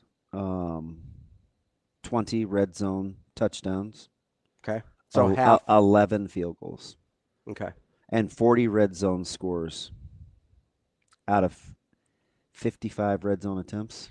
So the overall percentage is 74. So 75 is what you said. So that's not terrible. Nationally, that wasn't terrible, right? No, but their red zone offense is 117th in the country overall for the touchdowns. Yeah. Yeah. So that's where I think our issue with the rushing touchdown comes in. we feel like if we were better. And that makes sense, too, especially on the hills. Was it Justin? Who just asked that question? Somebody funny. Somebody smart asked that. About the red zone rushing. Those numbers are kind of staggering. Yeah. 117th in the country in red zone touchdown percentage. That's, I think, where we get this perception that we didn't run the ball well enough. And you know what? I think Lance is right. I said low 30s. Mm-hmm. I think he's right. Stay north of 25. Sure. I think where they happen matters too, though, right? If we get, let's say we're in this neighborhood again next year, right? Let's say it's 130 to 140 yards a game. Let's say it's 22 to 25 rushing touchdowns. But let's say that number goes up from 9 rushing touchdowns in 40 red zone attempts to 15 rushing touchdowns in 40 red zone attempts. I would venture to guess then the red zone passing touchdowns would also go up if you're able to consistently run it in the red zone. It makes passing in the red zone a little bit easier as well because you're talking about being so condensed down there, and running the ball helps you loosen things up a little bit. That, to me, like contextually, if you move 6 of those touchdowns over to the red zone, I think it changes our perception of what happened last year a lot. You know how many? Do you know Indiana's red zone scoring percentage? It's going to piss me off, isn't it? It's like 90. 93%. And they led the country in red zone attempts with 69. Yeah, I'll do it. But I mean, that's. But hey, listen to that though. Listen, Penn State was 2. That's over the course of their 14 games. Yeah. So they had one more game than Nebraska, right? They had 14 more red zone trips. You're talking about 16 more. Nebraska had 53. Oh, I said 55. Yeah. But you're basically talking about one more red zone trip a game. Yeah. But that conversion percentage is incredible. Is wildly different. Yeah. And of that 93%, only 9 of them were field goals. They were scoring touchdowns. Yes. So Nebraska had more field goals in 16 fewer attempts than Ohio State, 88%, 88.7. So again, right at 90%. That's how many attempts did they have, or how many red zone trips they have? They're top 10, 62. Okay, so you're talking about only 9 more trips to the red zone than Nebraska. Yeah, but 16 games. Yeah, so over the course of 16 games, that's like half a game, like half of an attempt a game. That's wild. But just score about 3 more points in the red zone every trip, 2.5. So maybe chasing 3 wasn't such a dumb thing after all. No, I'm dead serious. No, that's what I'm saying. That's a big difference. That's what I mean, though, right? That's a huge difference. 3 more points per red zone attempt. We're talking about just safely say 2.5 per trip. We're talking about what Schaefer was talking about, how this team probably underachieved. This is probably an 8 or 9 win team. So when Coach Rule says, "Hey, this is a good roster," he was telling us the truth. Don't you like this year's roster better than last year? I do. Because I'll go by position group, right? Which is real quick here. We'll go by position group. Do I like quarterback more than I did last year? I'll take a sophomore over a true freshman every day of the week. Yeah. Okay. Running back, I'm probably close to a wash personally. That's fair because you're operating on assumption. Yeah. Wide receivers, upgrade. Okay. I think the tight end room's probably a wash. I like the guys in there, but I liked it last year too. So quarterback and receivers I have as an upgrade. I think the offensive line's better than they were last year. You have the majority of the same guys in the tight end room outside of Bork and Fedoni, but you're moving Harburg over there full time. I think Mac Markway could be good, but I think it's about a wash. Who knows what you're going to do with Carter? Yeah. So I'm calling it a wash. Okay, that's fair. So I'm calling quarterback, receiver, and I like the offensive line better than I did last year. Okay. I like the pieces. So that's 3 spots I think are better. I personally, now the defensive line I'm going to call a wash. I know that's probably blasphemy to most people because of how good Ty was and how good Nash was, even though he was banged up. I'm really high on the upside of this group. I'm not going to say they're better. I do think it's a wash. I don't think you can wash it. You think it's a I clear think downgrade? Until you see it. Okay, fair. Even though I think they're deeper this year, they're not as productive at the top end. They're not as productive at the top end. I do think the potential's higher. I think we're talking about a higher potential group. I got some options. So we'll call 1 downgrade group. I got 3 upgrades, 1 downgrade. Okay? What about the linebackers? Linebackers I think are better. I do too. That's 4. Even though Bullock was incredible. He was incredible, but I think overall they're upgraded at linebacker. Last defensive backs. better. That's 5. 5 groups that we think are better, 1 that we think is a downgrade, but lower floor, higher ceiling in that one downgraded group, right? Is that fair? Yeah. So, yeah, overall, better roster. We think the specialists are going to be better than they were last year? Yes. Okay. So, I mean, pretty easy to look at it and say, hey, better roster. And then you go into each of those groups and you go, okay, not only do I like that group a little bit better, defensive line, more depth. Defensive backs, more depth. Linebackers, more depth. Offensive line, I think you've got more depth. Wide receivers, more depth. Let me ask you something. If you could change one thing about last year, would you have made – I get the easy answer. Think about what I'm asking. Mm-hmm.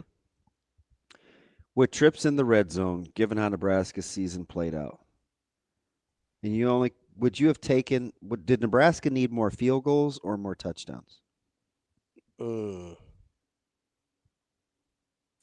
So the field goals are more frustrating. Like the misses are more frustrating, I think, because you're just watching. Like when you fail to score a touchdown in the red zone, it's usually a series of plays, right? Whereas you miss a field goal and you're like, hey, we've got points right here on the board, and you miss it.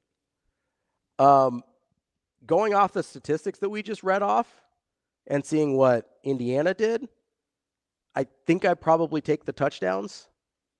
But that being said, I think field goals. It wasn't a touchdown's worth of margin in the red zone, though. Right. That's the thing. So, like, when I sit here and I go, okay, I want to take you want to score touchdowns in the red zone. I want to take touchdowns in the red zone. Because that's the easy answer, right? The statistics tell me. Sometimes it's just doing. My point is, sometimes it's just being efficient. So, how many field goals did Nebraska miss last year? Well, they only had nine. I don't. Oh boy, I should be able to just pull that up, shouldn't I? Because I don't know off the top of my head. I've got there's. Let me see if I can find the kickers here, because that I think is a really, because the missed opportunities is. Like the missed opportunities is, I think, is where I'm just going back to the chasing 3 thing again. So we've got field goals made versus field goal attempted. So they were 13 for 19 on the season. But I think the real rub here is the ones they didn't even try. Yeah. Right? Yeah. Oh yeah. That's a great point. That they just felt like they didn't even give themselves a chance. They felt like they had to go for it. Like they didn't even feel like they had a chance to make it, so they didn't even put them out there, right? So that's where it gets really tricky for me, is I can look at the numbers and go, hey, 13 out of 19, yeah, you'd like to make a couple more. As college kickers, you probably say, hey, if I go 16 out of 19, I'm pretty happy, right? So we're only talking 3 field goals. Especially inside of 40 yards. Right? But if we're talking about, hey, they probably had opportunities to kick 10, 12 more field goals than that over the course of the season, and they didn't feel like they could because of the situation they're kicking, that's when you get in the conversation of, if I felt like I could kick 80% from inside 40, then we're having a different conversation. It's seldom this easy, but man, you make the field goal against Iowa, and it's like you feel a lot different. You make a field goal against Iowa, you feel a lot different. Couple years in a row, right? Yeah. So yeah, you'd rather like, just give me the touchdowns. But sometimes it's not getting better. Sometimes isn't. It doesn't even have to be that. It doesn't even have to be monumental. Just feel like you can attempt the field goals. Yeah. Right? Like feel like the snap's going to get to where it needs to go every time. They may be closer than I think at first blush. And we think the roster is a little bit better. All right, I got some homework to do. That's DB. I'm Ravi Lulla. We will be back tomorrow. More Hurrdat Sports Live.